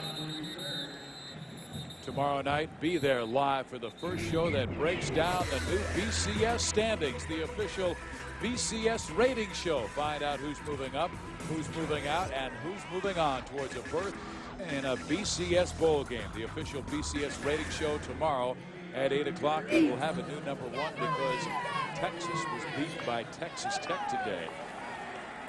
We had a lot of upsets. A lot of last-second upsets. You know, you go back to, I think it was Minnesota Northwestern. Yeah. What a game that was. That was a weird one. And there's Rudy Carpenter going DPS. McGahey with a great catch at the 35-yard line. You can't say it enough. I mean, these two guys have connected all game long, and the throw is what's got to be there. The throw is on the money, and McGahey does what a receiver has to. Go up and get the football. Don't wait for the football to come down to you. You know, a lot of times you see receivers, and what they try to do is they just wait for it to fall into their lap. He went up at the, you know, what you would consider the highest point to get the football. Go get it. Don't wait for it to get to you. And Dennis Erickson comes right out after seeing Oregon State reclaim the lead with a deep pass for 29 yards. Now they'll try and run the football to DeWitty, who gains about a yard. He has 41 yards rushing. Nance and Herring have rarely played, and we have not seen Ryan Bass, the true freshman. You know, it seems like the game plan, and it's been executed perfectly by Arizona State, is to run the ball in the middle of the football field, get Oregon State to start collapsing to the middle, and then throw vertically on the outside, throw to the edges. But you want them to concentrate on the middle and stopping that run, and then take advantage of the one on the man-to-man coverage on the outside. Well, they're going to stretch the field now with 3 wideouts and give it to Keegan Herring, who slips to the outside and has a first down. Oh, that's got to be positive for Arizona State as well. Seeing Keegan Herring into the game, and not only in the game, but having success early. He's had that hamstring problem all year long. To see him come in and just have the spark, it's what you need. You need a little spark plug from a guy that's been there and done that for your offense. And he's a veteran. I mean, over 2,400 yards now rushing in his career. And I remember him as a freshman, ran for 870 yards, but has not been able to stay healthy the last couple of seasons. Only 146 yards rushing on 42 carries this year because of the hamstring problem. He stays in the game. They'll give it to him again. And he escapes for a couple to the 20. They are in field goal range for Thomas Weber, but they want more. I told you how tough Oregon State is at home. I mean, they came in just walloping their opponents this year. 3-0 at home, outscoring the opposition 138-41, averaging 46 points per game at Reeser. And Mike Riley knows that once this crowd gets going, it's awfully difficult to push back. It gets loud here. Carpenter is going end zone. Incomplete. 3rd down and 8. Intended for Mike Jones. The first down marker is brought to you by Overstock.com. Save time and fuel by shopping comfortably at home with Overstock.com. At home with the O. Now here's an interesting scenario. You've got Keegan Herring, who came in for 2 plays. Now he's back out, 3rd and 8. Were they just looking for something different? Did he tell him he could only go 2 at a time? Well, this with DeWitty back in there, 3rd and 8. You've got to believe they're going to put the ball in the air, and DeWitty will stay back to pick up the blitz. He does. Carpenter steps up, and he will be sacked at the 27-yard line. So Weber's field goal attempt will be a little tougher here. Wow, that's a scenario where a quarterback like Carpenter has to realize you can't take a sack there. Your field goal kicker's already in a long situation, and now by taking the sack, you put it back even further. These are things that have got to frustrate a coach, because he knows that. He's well aware. Can't take a sack right now. This is not the time. So they will attempt the field goal from 44 yards out. Thomas Weber. long enough, and good. So Arizona State goes back in front on the field goal by that man, Thomas Weber. 16-14 Sun Devils.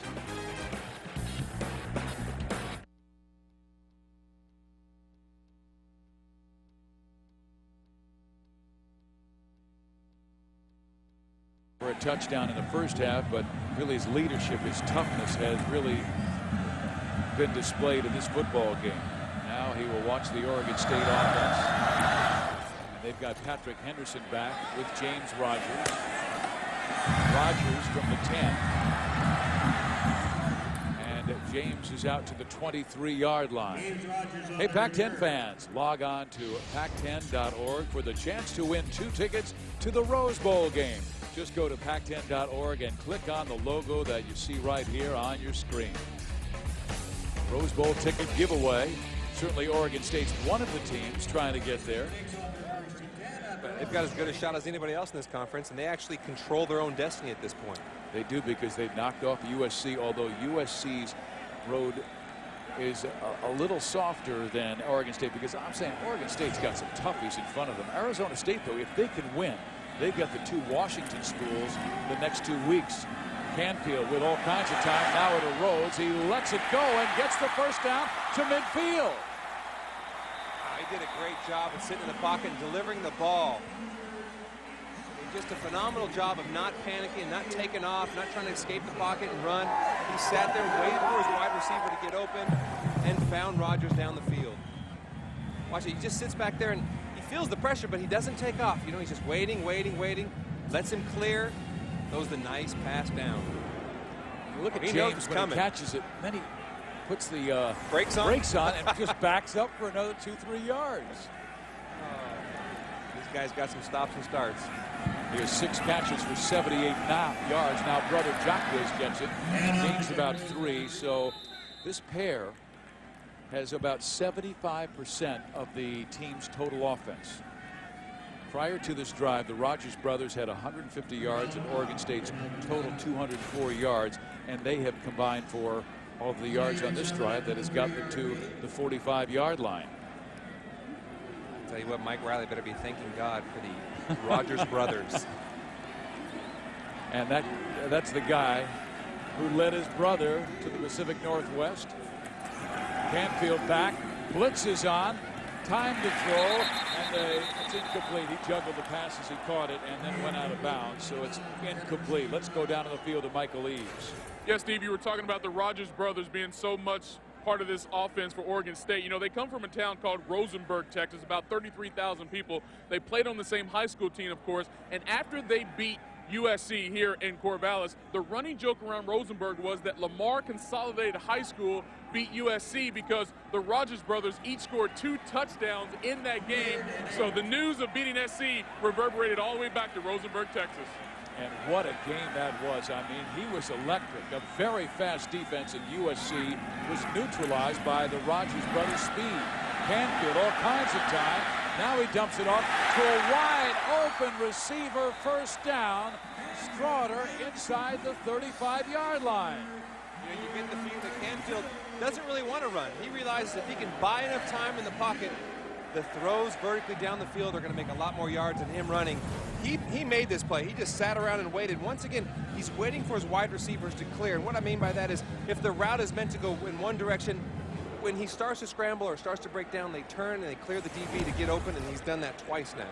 And he's a different style quarterback than Moyvow. More of your drop back style. Oh, he likes the escaping. And now they give it to Jacquez, who has over 80 yards rushing. Yeah, you get the feeling Canfield enjoys the pocket presence. Yeah. He doesn't want to get outside and take off running. But he made a play on that last one to get the first down, and Oregon State knocking on the door, just a field goal away from reclaiming the lead. They want more here, so it'll be 2nd down and 8. That's funny, getting back to the Rogers brothers. If you want to be put on the map, you got to make a statement. I would say that SC game was a statement for both of them, especially Jacquez.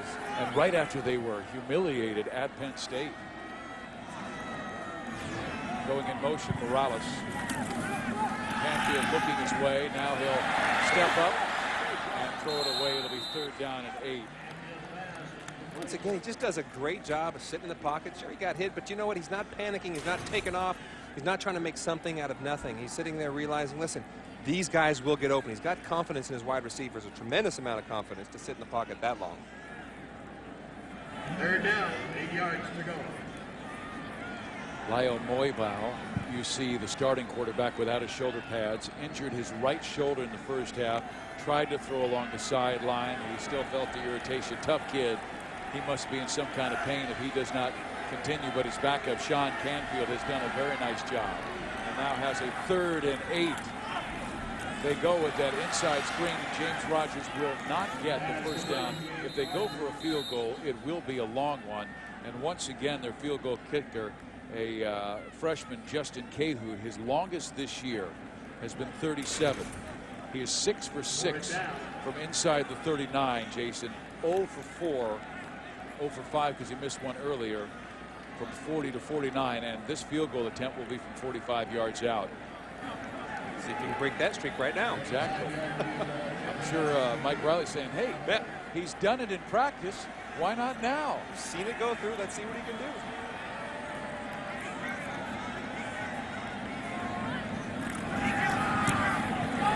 Well, he's got it long enough, and he hammers it through, and Oregon State is back on top. The only way to find out is to continue to give somebody the opportunities. As soon as you take the opportunities away from him, I think they realize and their confidence gets shot. If he knows he can make that field goal, you have to put him out there to let him attempt it. If you say, no, we're going to go for it, or you punt or whatever, he sits on the sideline knowing my coach doesn't have a lot of belief in me. Right there, that one kick right there builds a tremendous amount of confidence.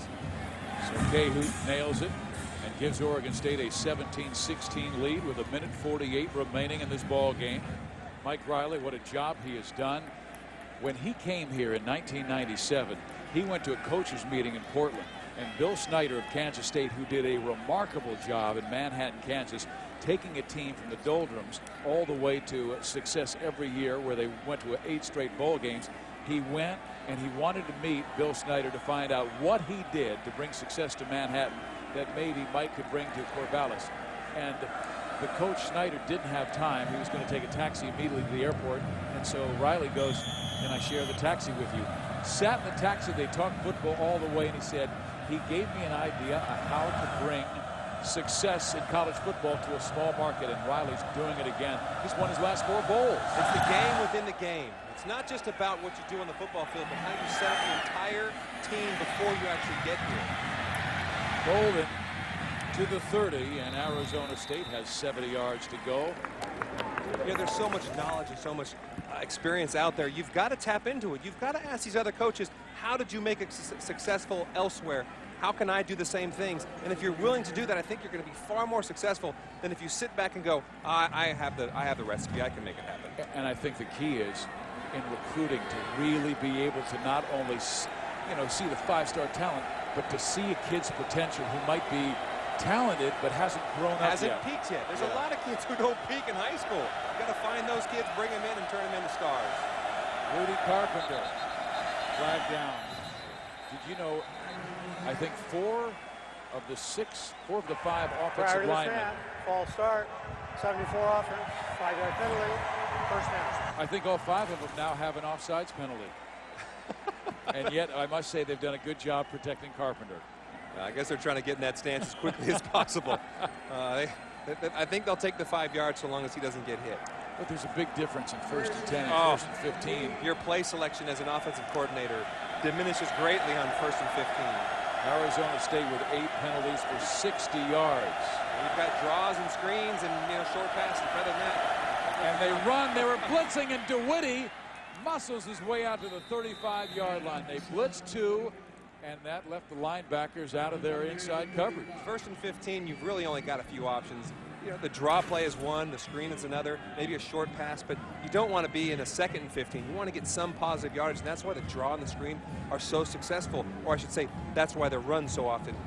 Oregon State kind of should have known that. You think the defense, I'm sure the coach over there screaming at him, you can't run right by the running back.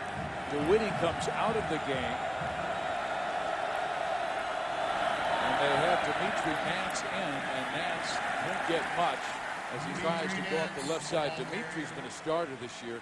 He came in as their leading rusher with 342 yards, but has a broken thumb on his right hand, and because of that, he suffered some fumbles this year. I would think that'd be a cause and effect. Yep. You kind of got to hold on to the football. It makes it a little difficult. And, you know, it's also difficult as a running back when you have an appendage broken or whatever, to where you're told, you always have to hold it in one hand, because some guys like to move the ball around. And what if it's the hand you like to hold the ball and you're forced to hold it in the other hand? Suddenly your whole game is off. You're thinking about things, and then when you're thinking as an athlete, forget about it. Crowd picks up on 3rd and 4. Incomplete. All you can do as a quarterback is put the ball in the money. Carpenter hit him in the hands. Well, I think, you know, when you look at that drive, the one thing they did was they kept Oregon State, or they kept their defense on the sideline, gave them a breather. They didn't go 3 and out. They took some time off the clock. Now you get a punt, you get one play, and then you'll have the end of the 3rd quarter. But that penalty that started it on 1st and 15 really cost them, because they would have had the first down and their offense still out there. They're at 4th and 4. It would have been a first down already. Not of them making mistakes. Oh, a chance for a good return. Strawder, 3 punt returns for touchdowns in his career, but he's wrapped up. Omar Bolden, what a heck of a play. Great play, too. Great play. So Oregon State's offense is back out there. That means Jacquizz Rodgers out there, and Mike Riley and Dennis Erickson have had some success with small running backs as freshmen. Ken Simonton had 1,000 yards as a freshman, and as the school record 5,044. Who knows, Rodgers, if he's here 4 years, he could eclipse that easily. He's on his way. I tell you what, he's definitely off to the right start. And you know, it's always great to go to a system or a program where somebody has done it. You know what I mean? Whereas what I'm saying is Mike Riley's done this already with a guy like you, so you know he's had success in an offensive game plan that accentuates your talents. Jacquizz finds a hole, gets the first down, and he is something, and he is closing in on another 100-yard game. But along those lines, it's also nice to have the talents. And I think Jacquizz Rodgers has plenty of the talents to be able to utilize. It makes the coach's job a lot easier when your running back can do a lot more than just run through the hole, when he can create space, when he can find the openings, when he can make a play when there's nothing there. 20 carries, 98 yards. And we've got a timeout as we are through 3 quarters of play. Oregon State with a 17-16 lead over pesky Arizona State.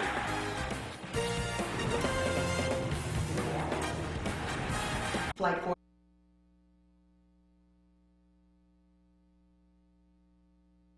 Of their team's 268 yards, 98 rushing by Jacquizz, and 80 yards on 7 receptions by James, the older brother. Tight end Malahuni goes in motion. Canfield drops back to throw. And finds his man, and they've got the first down, and another catch by James Rodgers. He now has 8 catches for almost 100 yards. The receivers, and more importantly, James Rodgers, are doing a great job of scrambling, of when the play breaks down, making adjustments. You know, not just running with the play, not just continuing on, stopping, going in a completely different way. The one thing you can't do is just assume that your quarterback's going to make a play. You have to help him make that play. Sean Canfield loves it again. He's replacing Royal Hoibaugh, and there is Dave Langsdorff, their offensive coordinator, and the guy who's in charge of quarterback, so he has to orchestrate this with the backup, and Canfield has done a marvelous job. Jacquizz. He is hard to get your hands around. He is. That was like a swing and a miss right there. You know, some of these Sun Devils are going to go back and look at the films and go, I had 14 tackles and I wound up with only 2. No, the best part is when you look at the grading sheet and afterwards, you have a missed tackle and a tackle on the exact same play. You come out, you miss the tackle, and you chase him down and make the tackle. So how did I do that? I'll tell you how. So you get the assist and the unassisted tackle. Oh, man. Spread him out. 2nd down, 11 for Canfield. Good rush. They dump it off. Jacquizz down the right side. Look at him go to the 10-yard line. And that was all Jacquizz Rodgers right there. He set it up perfectly. He was patient coming out of the backfield. He set up the defenders as he was going down the football field. You'll see here, you know, you got to make it look like you're at least blocking somebody. He does that, and then he gets down and watch him just set up the defenders. He knows which way he wants to go, kind of looks him in the eyes, puts the move on him, gets an extra 10, 12 yards out of it.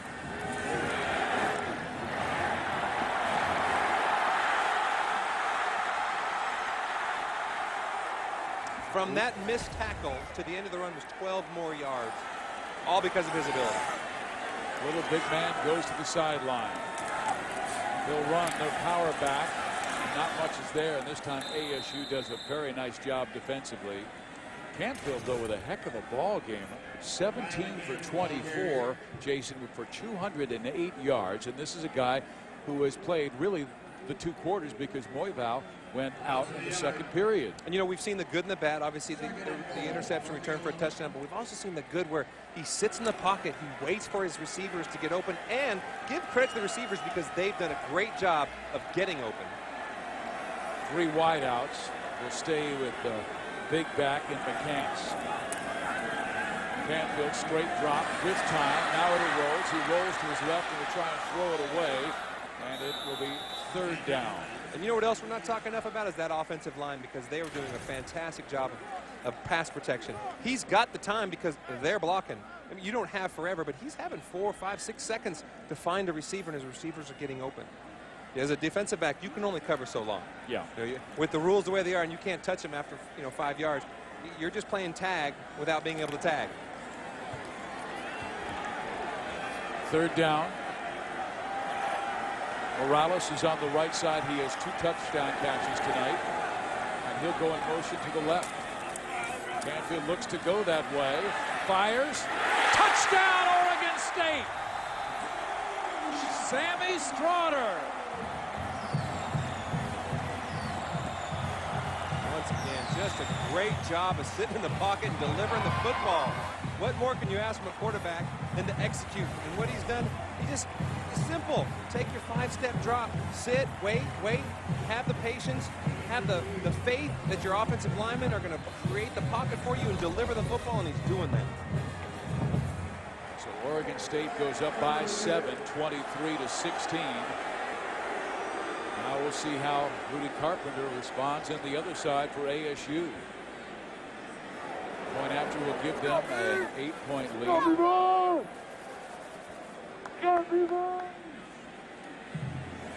It's a great drive executed by Sean Canfield.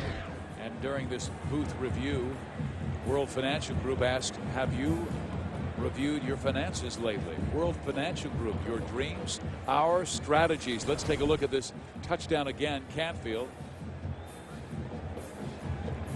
You know, it was a score. He was in the end zone, ball in the end zone, broke the plane, and I know they were on his back, but I'll tell you what, close. Got to see the sideline view, though. You know, that right there, you can't really tell much unless you can see it from the side. It looks like he's in the end zone. Look, pretty clear. I thought he wasn't on the field of play. Oh, I thought maybe they're going to review it because it hit the ground or something, but it looked pretty. The play stands as called. Touchdown. It looked pretty good from all angles. And the Oregon State faithful like it. Mike Riley in search of win number 5 this year. Oregon State. Let's go. Has a tough road to finish the season. It will be very, very difficult. Yeah, but as we've seen so far in the last half of this season, or I should say the second half of their season to this point, they're up to the task. Yeah. Cahoot for the point after.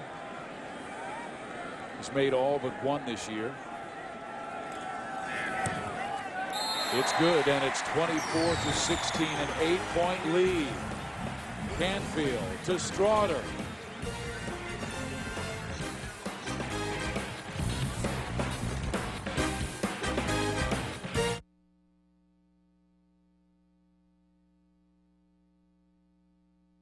At the play calling by Mike Riley over there, this Oregon State offense, because they've allowed him to get comfortable. They've done things for him over the last 2 quarters to really allow him to get comfortable behind center. Sun Devils have it out to the 23-yard line. And our best buy, best connection. How about this? Canfield delivering to Strawder. Strawder 6 catches for 70 yards and a score. James Rogers 8 catches for 102. And Shane Morales, who has a couple of touchdowns, 3 for 31. Good balance in the second half.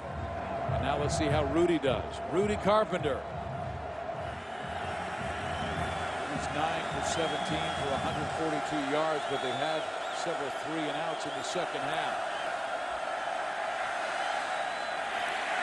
He'll run. And he slides forward very close to a first down. Needed to get to the 33. Not as good as last year, but when you consider usually juniors and seniors, upperclassmen with skills help win you ball games.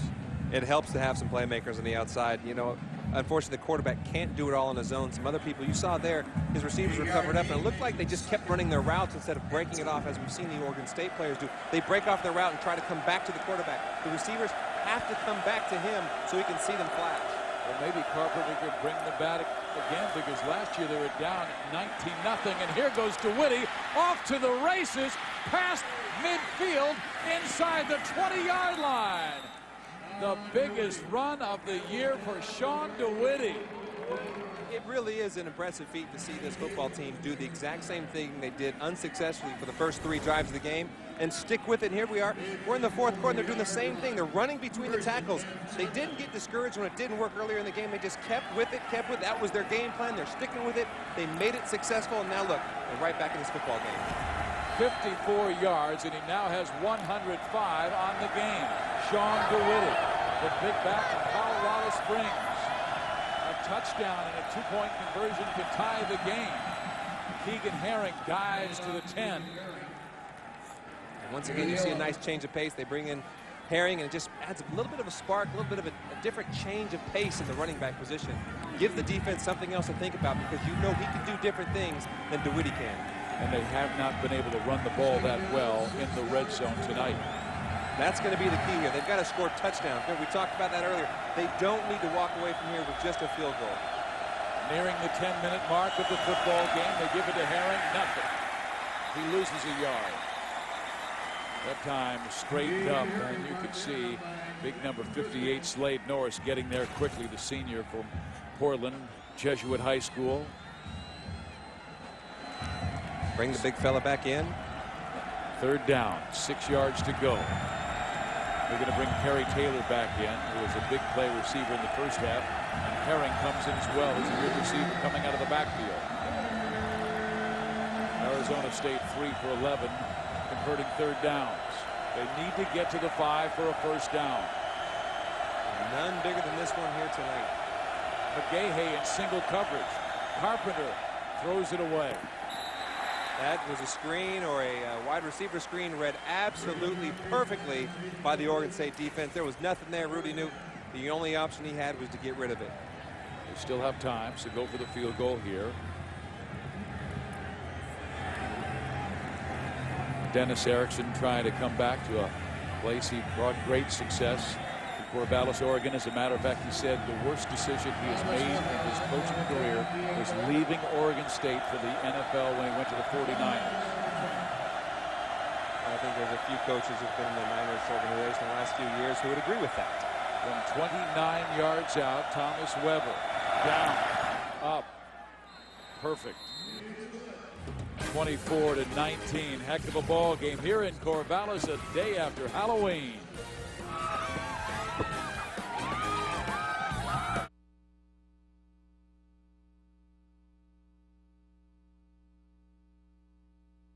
That swore it would never get old.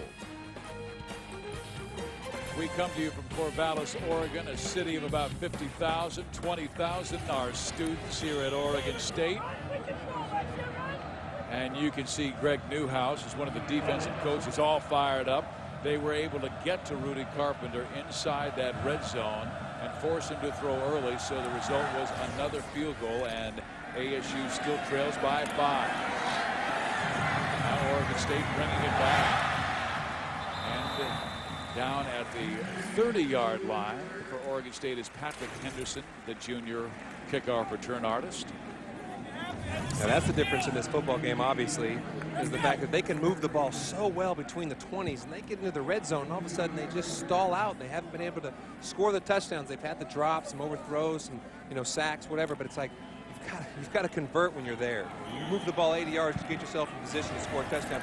You've got to score touchdowns, especially on the road. The last thing you want to do is kick field goals. That has been a result too many times, their inability to run the football inside the 20-yard line. Jacquizz Rodgers with 97 yards rushing. He gets the football and hammers forward and gets about a yard, but that's it. And speaking of ASU, and it's not for lack of attempts. They're trying to run the ball in the red zone. Yeah. It's just not working. Just a young offensive line. Oh, they feel it. Arizona State beat Northern Arizona and Stanford to start the year, then lost their next 5. They have not lost 6 in a row since 1929. Rodgers remains the running back. Now 98 yards on 22 carries. 4-3 front shown by ASU. They give it to Jacquizz. He's over 100. He has the first down and past the 45 out to the 47. That's his 5th 100-yard game this year. If that play right there isn't the epitome of a pinball, I don't know what is. He is just such a difficult guy. I think they underestimate how much power he has. Look, he comes in there, he's wrapped up, boom, spins around, pinballs off, gets an extra 5 yards. His yards after contact are probably 3/4 to 2/3 of his yards. There's so many more yards once he gets hit. He just keeps on going, keeps those legs driving.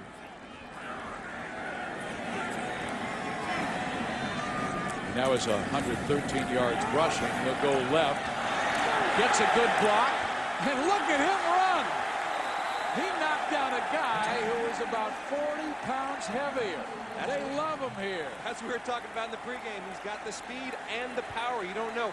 Does he want to put a move on me and try to avoid me, or is he going to run over me? And right there, he ran over him. And a late flag down. 15 extra yards. Oh, keep your cool. Keep your cool. You know what? They're protecting Quiz. No, I'm talking about the Arizona State guys running all the way across the football field. You just got to keep your cool. Look at Coach Erickson's out there past midfield going, fellas. Yeah, you can't have that. But it was almost like Oregon State was protecting their little brother. Absolutely. The last place you want to late hit a guy is on their sideline. Yeah. You're going to do it on your own. Because Jacquizz had the early hit on the defender trying to tackle him.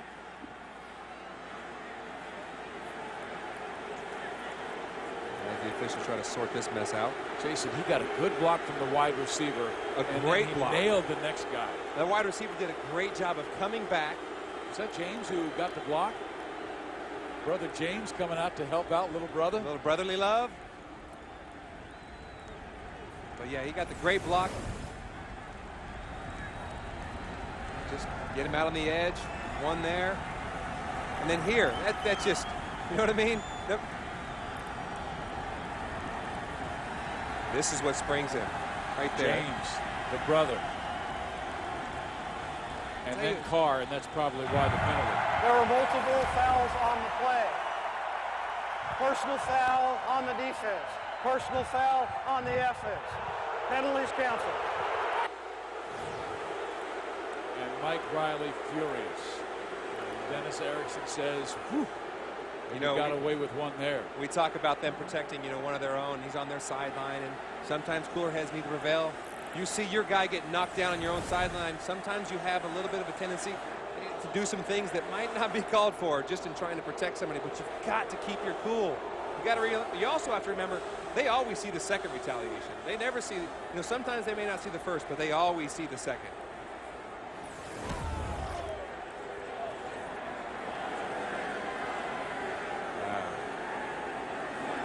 ASU wants that ball back. They've got 8.5 minutes, down by 5. And Coach Dennis Erickson coming back, a place he coached to great success earlier this millennium. And he is still hot with the lead referee, Jack Collier.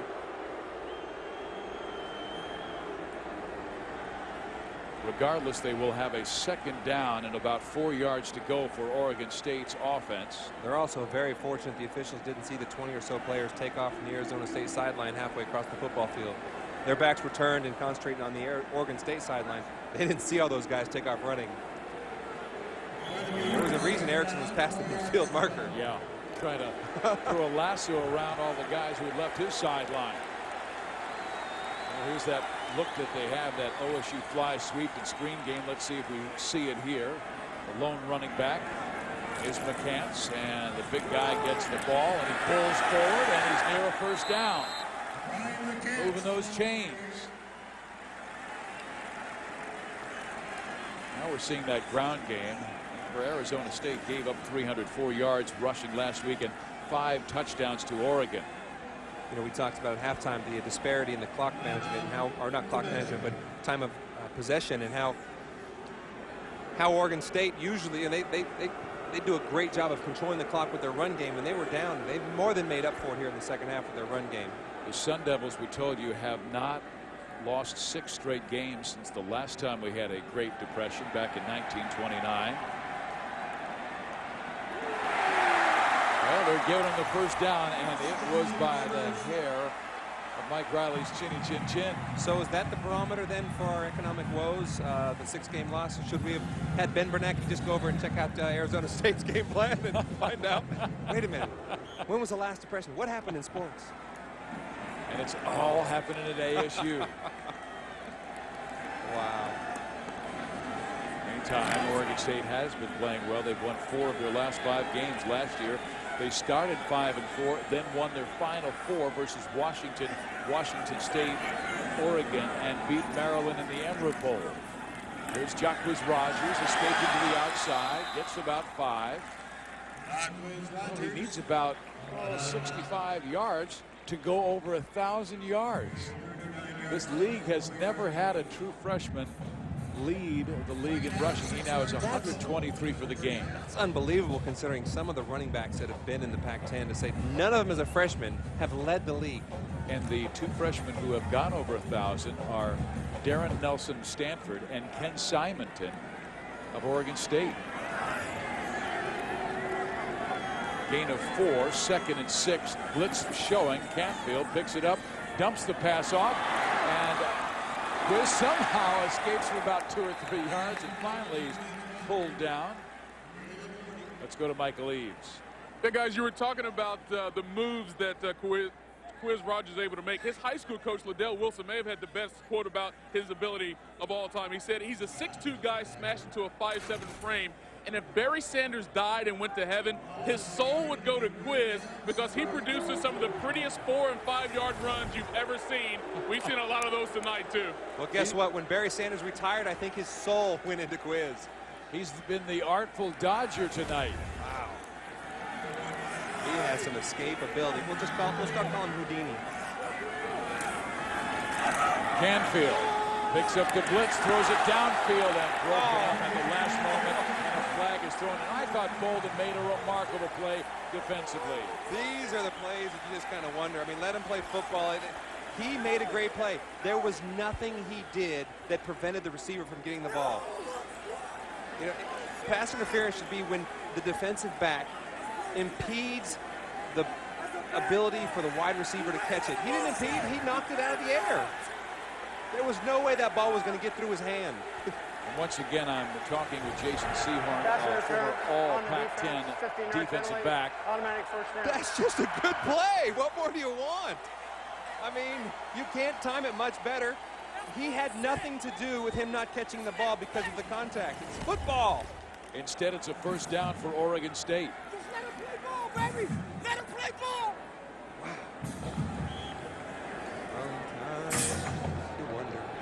From the 25-yard line, we'll let you sing on our drive heading to the airport. Not now. 3 wide left. Rogers. This time wrapped up. Lawrence Guy got there. By 5. Yeah.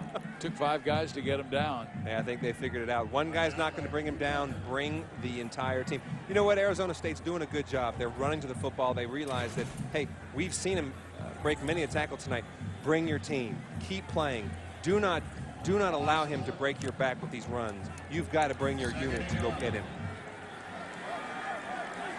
Arizona State needs a big stop. It's second down, 11 yards to go. Canfield was picked early, returned for a touchdown. Here's Jacquez escaping for a couple, and then he is pulled down about the 22. He escapes and then gets to the 10. He's still on his feet to the 4-yard line. Yeah, you can call him what you want. I think we're just going to go ahead and call him Houdini. I But heard they no may bring whistle. it back. There was no whistle. They can say what they want to say, but I didn't hear a whistle. Oh, wow. Okay. The runner's forward progress was ruled stopped. Second down. You know, there was a play against USC where his helmet was pulled off, and they thought his knee was down, but when they showed the replay, he wasn't. This is remarkable. It's funny. As a player, I was always told to play to the whistle. I didn't hear a whistle. They didn't blow a whistle, but they claimed that I'm confused. You can help me out here. Yeah, well, I think the key is when you wrap him up, you got to pull him down. Take him to the ground. You've got to. Wow. That's unfortunate. Now Mike Riley wants a review on this one. And we've got a timeout on the field. 4 minutes and 55 seconds left in this football game. And the Beavers with a 5-point lead over the Sun Devils visiting from Arizona State.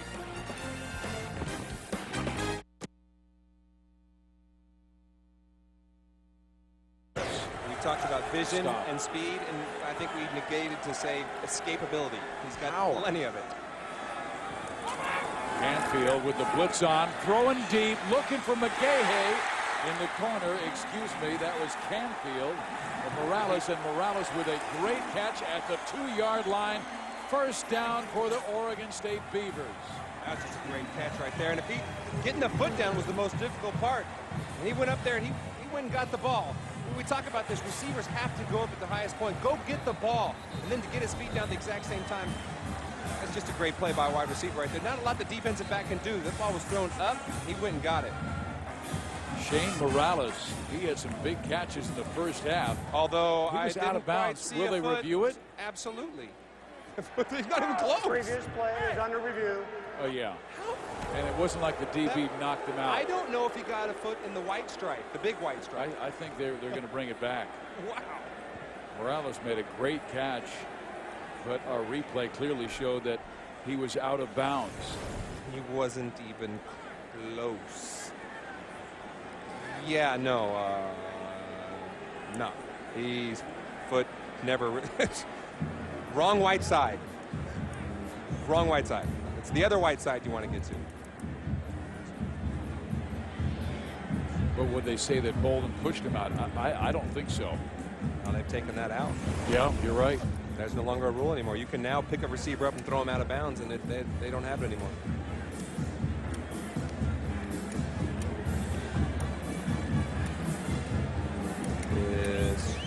Mike Riley and Dennis Erickson watching patiently. Canfield has done an excellent job taking over for Lyle Moyvow. Great job of going up and getting the football. But at the end of the play, I mean, you kind of got to come down in bounds, and that just didn't happen.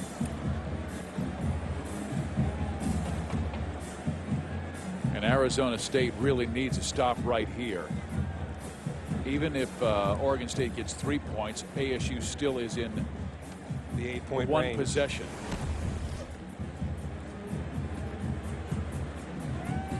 Long review here at Arizona State. Meantime, USC won big today over Washington, and Cal knocked off Oregon 26-16. Best had 93 yards rushing for the Bears in that victory. The big upset of the day was Texas Tech knocking off Texas on the last offensive play of the game. What a great remarkable play. catch by Crabtree, and Texas Tech remains unbeaten. They'll be moving up, I would imagine, into the top 5, and I would believe that USC would move up as well with Texas falling out.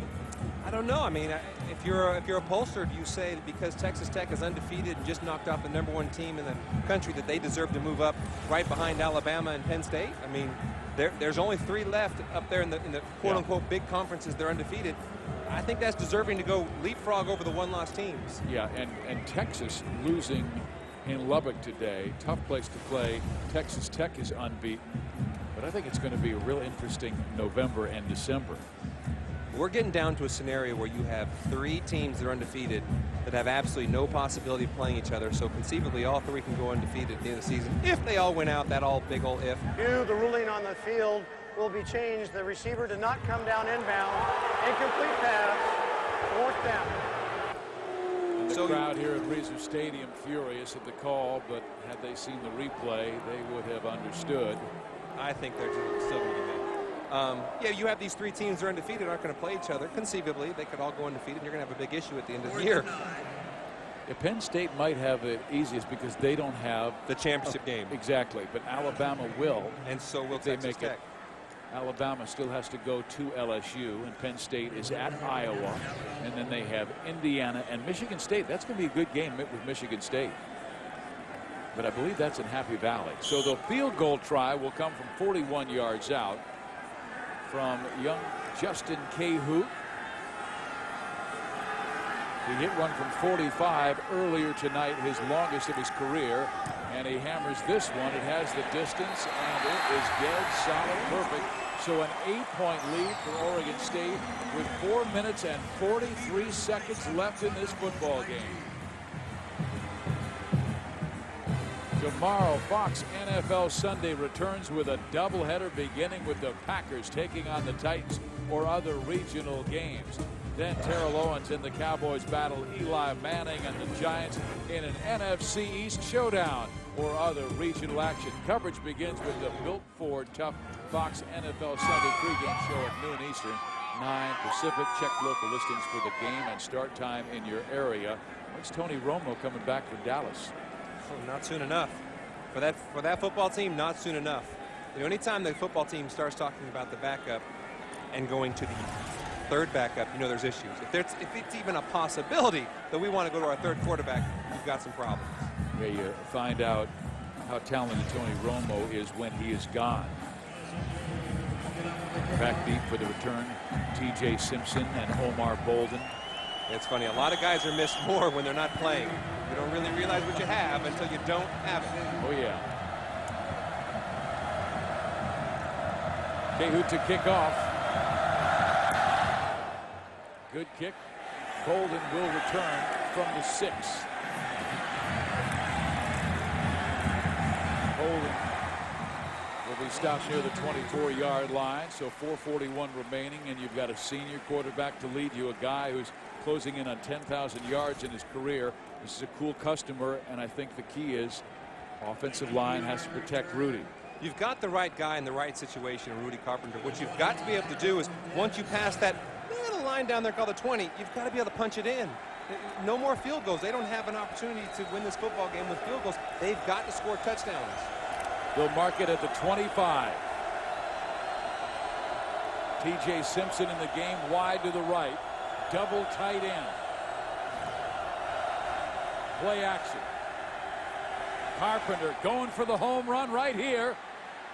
And it's broken up and no flag here. And that play looked like it was pass interference. Wow. This is a pretty tough one here to sit up in the booth and watch. How is that not pass interference? We talked earlier, you know, you call it pass interference when the defensive player impedes the progress of the wide receiver. I'm going to call that impeding. I'm going to say he made it to where the receiver didn't have the opportunity. Pass interference, not even close. The official couldn't have been any better in a better position. Wow! This gets frustrating. Now 2nd and 10. See if Oregon State brings the blitz. They rush 4. Carpenter dumps it off, incomplete, 3rd down and 10 yards to go with 4:26, and they need to keep this going the way Oregon State's been running. The first down marker is brought to you by Overstock.com. Shop with the company that supports college football. Overstock.com, at home with the O. You know what's kind of frustrating here is Arizona State's done a great job with their game plan all day of running the ball in the middle, taking advantage of the outside. All of a sudden they got 4 minutes and 40 seconds, plenty of time. They just start throwing the football now. Now you're completely out of your game plan. You're in 3rd and 10. You have to make a completion for a first down. And they blitz. And Carpenter running away, sacked at the 8-yard line. That's one of the confusing things when you watch a game is you watch a team like Arizona State, they've done one thing successful all day long, and that was stick it in the middle with or without the success and take shots on the outside. They come here with 4 minutes and 40 seconds and feel like all of a sudden they've got to get all 8 points in one throw and go 3 and out. They were also the recipient in a bad call, a no call on a pass interference play where McGahey, if he's not hit, may come up with the football. Now, Oregon State will get very good field position. Great running game. Not a good kick. 35-yard line. Rogers wrapped up near the 37, but now a field goal may seal the game. Let's go to Michael Eaves. Yes, Steve, you know, a lot of folks around here are thinking big-time aspirations for this Beaver football team. If they win the rest of their games, they will be Pac-10 champions by virtue of their upset of USC.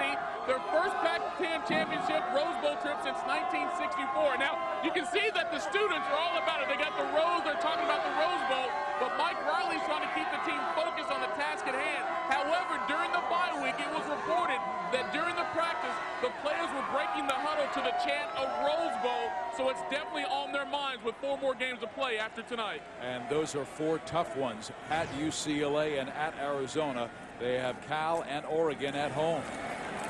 This is Jacquizz Rogers. He's wrapped up at the 35-yard line, a gain of 2. And Jacquizz now has 126 yards rushing. You know, it was funny, we talked to Mike Riley the other day about this, and he was saying how difficult it is to focus his team on the game at hand and don't think about what's a possibility each week. Let's just focus on today, not 2 months from now. And 3 teams with 1 loss. USC hammered Washington today, and Cal knocked off Oregon in the Bay Area. So Oregon State with a chance to win and push the record to 4-1 in league play. Rogers to the 30. He'll need another 3 for a first down. But they're eating up that clock. It's down to 2 minutes and 40 seconds remaining. And the remaining schedule we told you at UCLA. Going to the Rose Bowl, always tough. And Mike Riley has never beaten the Bruins. Wow, that's incredible. I mean, that's a tough schedule right there. Those last 3 are definitely tough. You know, you got Cal at home, but then you have to go to Arizona. It's not easy playing in Arizona. I just watched SC last week with a 17-10. And then you end up, you know, with what they call the Civil War here with Oregon. That's a tough road to hoe. 3rd and 3, likely to go to Quiz. It will. And he is hammered by the middle linebacker. Looked like Brian Cornell got to him early, and so did Apalava. A multitude of players. This is not a fun time to be a running back. You know what I mean? You got 2 minutes left in the football game. You don't want to throw the ball. You just want to run the clock. The defense knows you're just going to run the football. So the running back basically just gets teed off on. Everybody's coming. They know what's going to happen. They know you're going to run it. So it's 4th down and 1. And there came Troy Nolan right at the end after Vasquez was trying to wrap him up early. 2 minutes and 2 seconds remaining in this football game. It's Oregon State 27 and the Sun Devils 19. Oregon State with losing their quarterback Lyle Moybau early, and Sean Canfield coming off the bench and throwing for 218 yards and 2 scores. Has done a fantastic job of stepping in. This is a tough spot to be in right here. You know, a field goal basically puts it away. Well, the other way, you go for it. You give them the ball with fairly decent field position. Got some confidence in your kicker when you run him out there. So they've got the kicker out there again, looking for a 45-yard field goal. It would be 2nd from 45, and he could put the game really out of reach. Arizona State needs him to miss, then they'd still be within 8.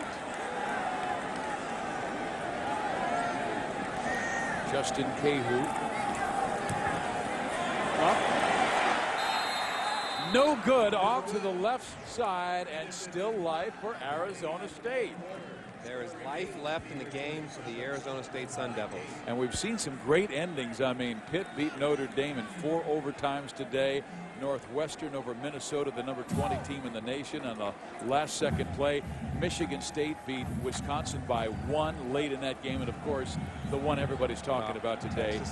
Texas Tech beat Texas on the last play of the game offensively. It was a remarkable ending. Carpenter. And it continues here. Rudy steps up, fires, and completes the pass. He gets a good block, and going out of bounds is his wide receiver, Kerry Taylor, stopping the clock at 1:47 left. That was a good play by Taylor. You saw him at first kind of cut towards the inside, thinking maybe I'll get some more yards. Cooler head prevailed. He thought to himself, get out of bounds, stop the clock. Don't want to waste time. Carpenter rallied Arizona State from a 19-0 deficit against Oregon State last year, and the Sun Devils won the ball game 44-32. A lot of seniors on that team, a lot of inexperience on this one. Again downfield, and a first down to the 43-yard line. He went to his tight end for the first time tonight, Andrew Pettis, and he hauled it down in a big play for Carpenter and the Devils. A huge play. Chews up chunks and chunks of yards right there. It's a safe pass. It's down the middle of the football field. You know it's going to let the clock run a little bit, but you just make up so much more ground in the middle of the football field because defenses want you to throw towards the sideline. Rudy escapes right. Now he'll run for a couple and go out of bounds. Sorry, defenses want you to throw it to the middle of the field because it takes time off the clock. So what's going to be open? The sideline is what they're going to protect because they don't want you to complete a pass and just step out of bounds. And defensive coordinator Mark Banker trying to stop them. Michael Jones will leave the game. He was being double covered. He's the big play guy. Caught 10 touchdown passes last year, and 2 of them were in the win over Oregon State. Now he goes to the sideline. Taylor stays in the game, and so does McGahey.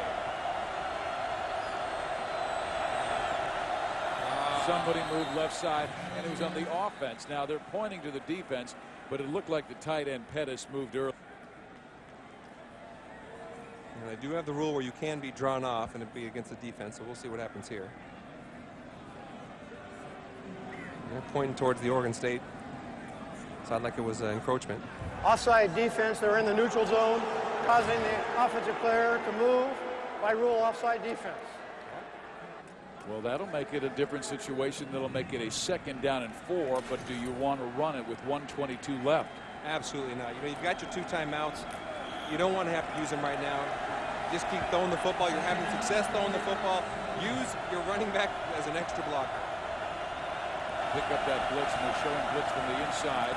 Carpenter steps up, completes the pass. First down inside the 30-yard line. It's McGahey. The other thing about a throw is if you get the first down, the clock stops until they set the ball. You've got time. If you run it and don't get it, you chew up at least 20 seconds off the clock. Michael Jones back in the game, and Carpenter shouting out the instructions to his young offense.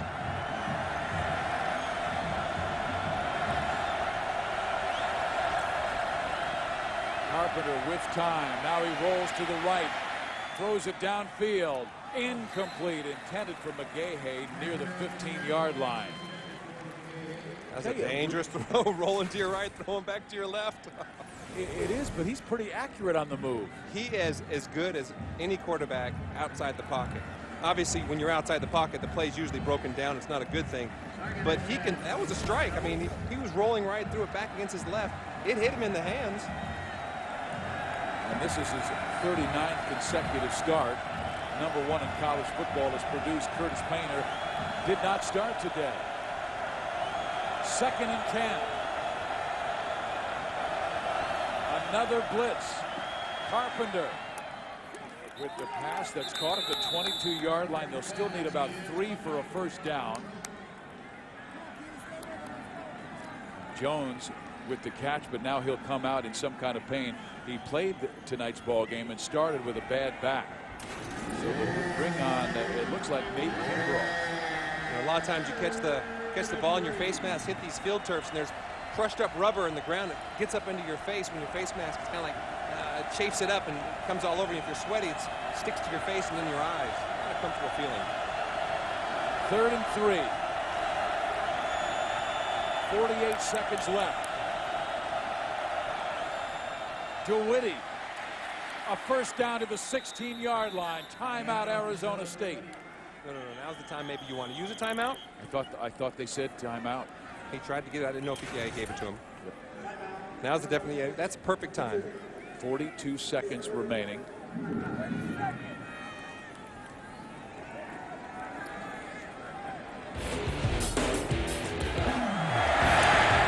Oregon State has played great defense inside that red zone. And that's where you want to play defense. You don't get anything for moving the ball between the 20s. So if you can move the ball for, that part of the football field, big deal. Heyday is in the red zone. Yeah. And Oregon State has done a great job getting stout in the red zone and forcing all these field goals, and that's been the difference in the game. 4 field goals and the interception return for the touchdown. That has been it. Arizona State in danger of losing their 6th straight game unless Carpenter can pull a rabbit out of the hat. He is at the 16-yard line with a first down.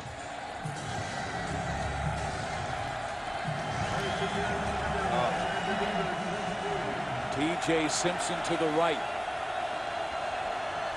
McGahey to the left. Oregon State bring it 5 and a flag goes down. This has killed them inside the red zone. Prior to the snap, false start on the offense. 5-yard penalty, still first down. Game clock operator, please reset the game clock to 42 seconds. That's 5 times they've had that same penalty. It's just, I understand you want to get back in your pass pro and you want to make sure your quarterback has time.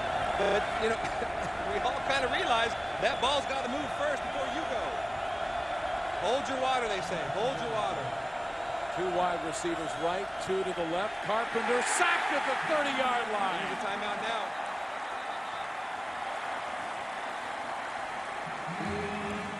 And we've seen that, a sack which is following a penalty. You get in those situations where you can no longer run the football on the offense or the defense. They're just coming. Their ears are pinned back. They are coming after the quarterback. And now you get yourself into longer situations, and you don't have the time. The worst place you want to be in as an offensive football team is pass-only mode, where the defense is just coming after you.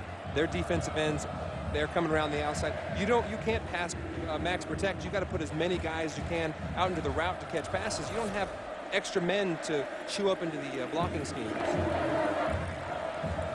Beavers trying to go 4-1 on the year. Trying to be one of just 3 teams in the Pac-10 conference with 1 loss. Cal is the other, and USC won their 5th today against 1 defeat. Football is at the 30-yard line. Rudy Carpenter at the controls, but he faces a 2nd down and 24. He faces 37 seconds left. And he faces a defense that has absolutely gotten stout in the red zone. They're really widening out their defensive ends. Coming from the edge. Rudy steps up, throws downfield, has his man at the 3-yard line. 1st and goal, Arizona State. Kerry Taylor. Great throw and catch. Oh my goodness. The safety kind of froze. It's like, I was watching the safety and he just kind of sat there. He didn't drive on the ball. He just kind of watched it happen. It's like he was a spectator. I'm not crazy about what Rudy just did. I thought, okay, even if you eat up another 3 seconds, call a play. You want as many opportunities as you can. Listen, they're not running the ball well. This team has struggled getting into the end zone. The last thing you could do is give away plays. At that point in time, on the other side, you got a young offensive line. Maybe they need time in the huddle to regroup. Yeah, they seem to need more time to think about their snap count than anything else. Okay. All right. 26 seconds left. Rudy knows best. Rudy rallied him last year. Let's see if Carpenter can do it again. 2nd and goal from the 3. They've got no timeouts left. DeWitty is the tailback. Carpenter looking down the middle. Touchdown! Andrew Pettis, the tight end. Makes 2 catches in the entire game on the final drive, the second one for a touchdown. It was a great move by the tight end as well. He came off the line of scrimmage, faked like he was going to break to the corner, and then took it back to the middle of the field towards the goalpost. Nice pass, too, just right over the defender's hands. Great touch. Now they got to get the 2-point conversion. So the crowd here at Reser Stadium picking up. Carpenter on this drive, 6 for 7 and 75 yards. None bigger than that last one. And none more important than this one. McGahey and Jones off to the right side. Carpenter back. Rolls to his right. Flips it in the end zone. Intercepted, and Oregon State's going to win the ball game. You know, you try those rollouts where you got the quarterback going towards the edge. The problem with that is eventually he's going to run out of real estate. When he runs out of real estate, he's got no option but to throw the football up in the air for grabs. And you saw the pressure was coming from the inside. If he'd have just stayed in the pocket, maybe they would have had more time. But when you run towards the sideline, you've got 2 options. Throw it up for grabs or try some crazy spin move back to the 30.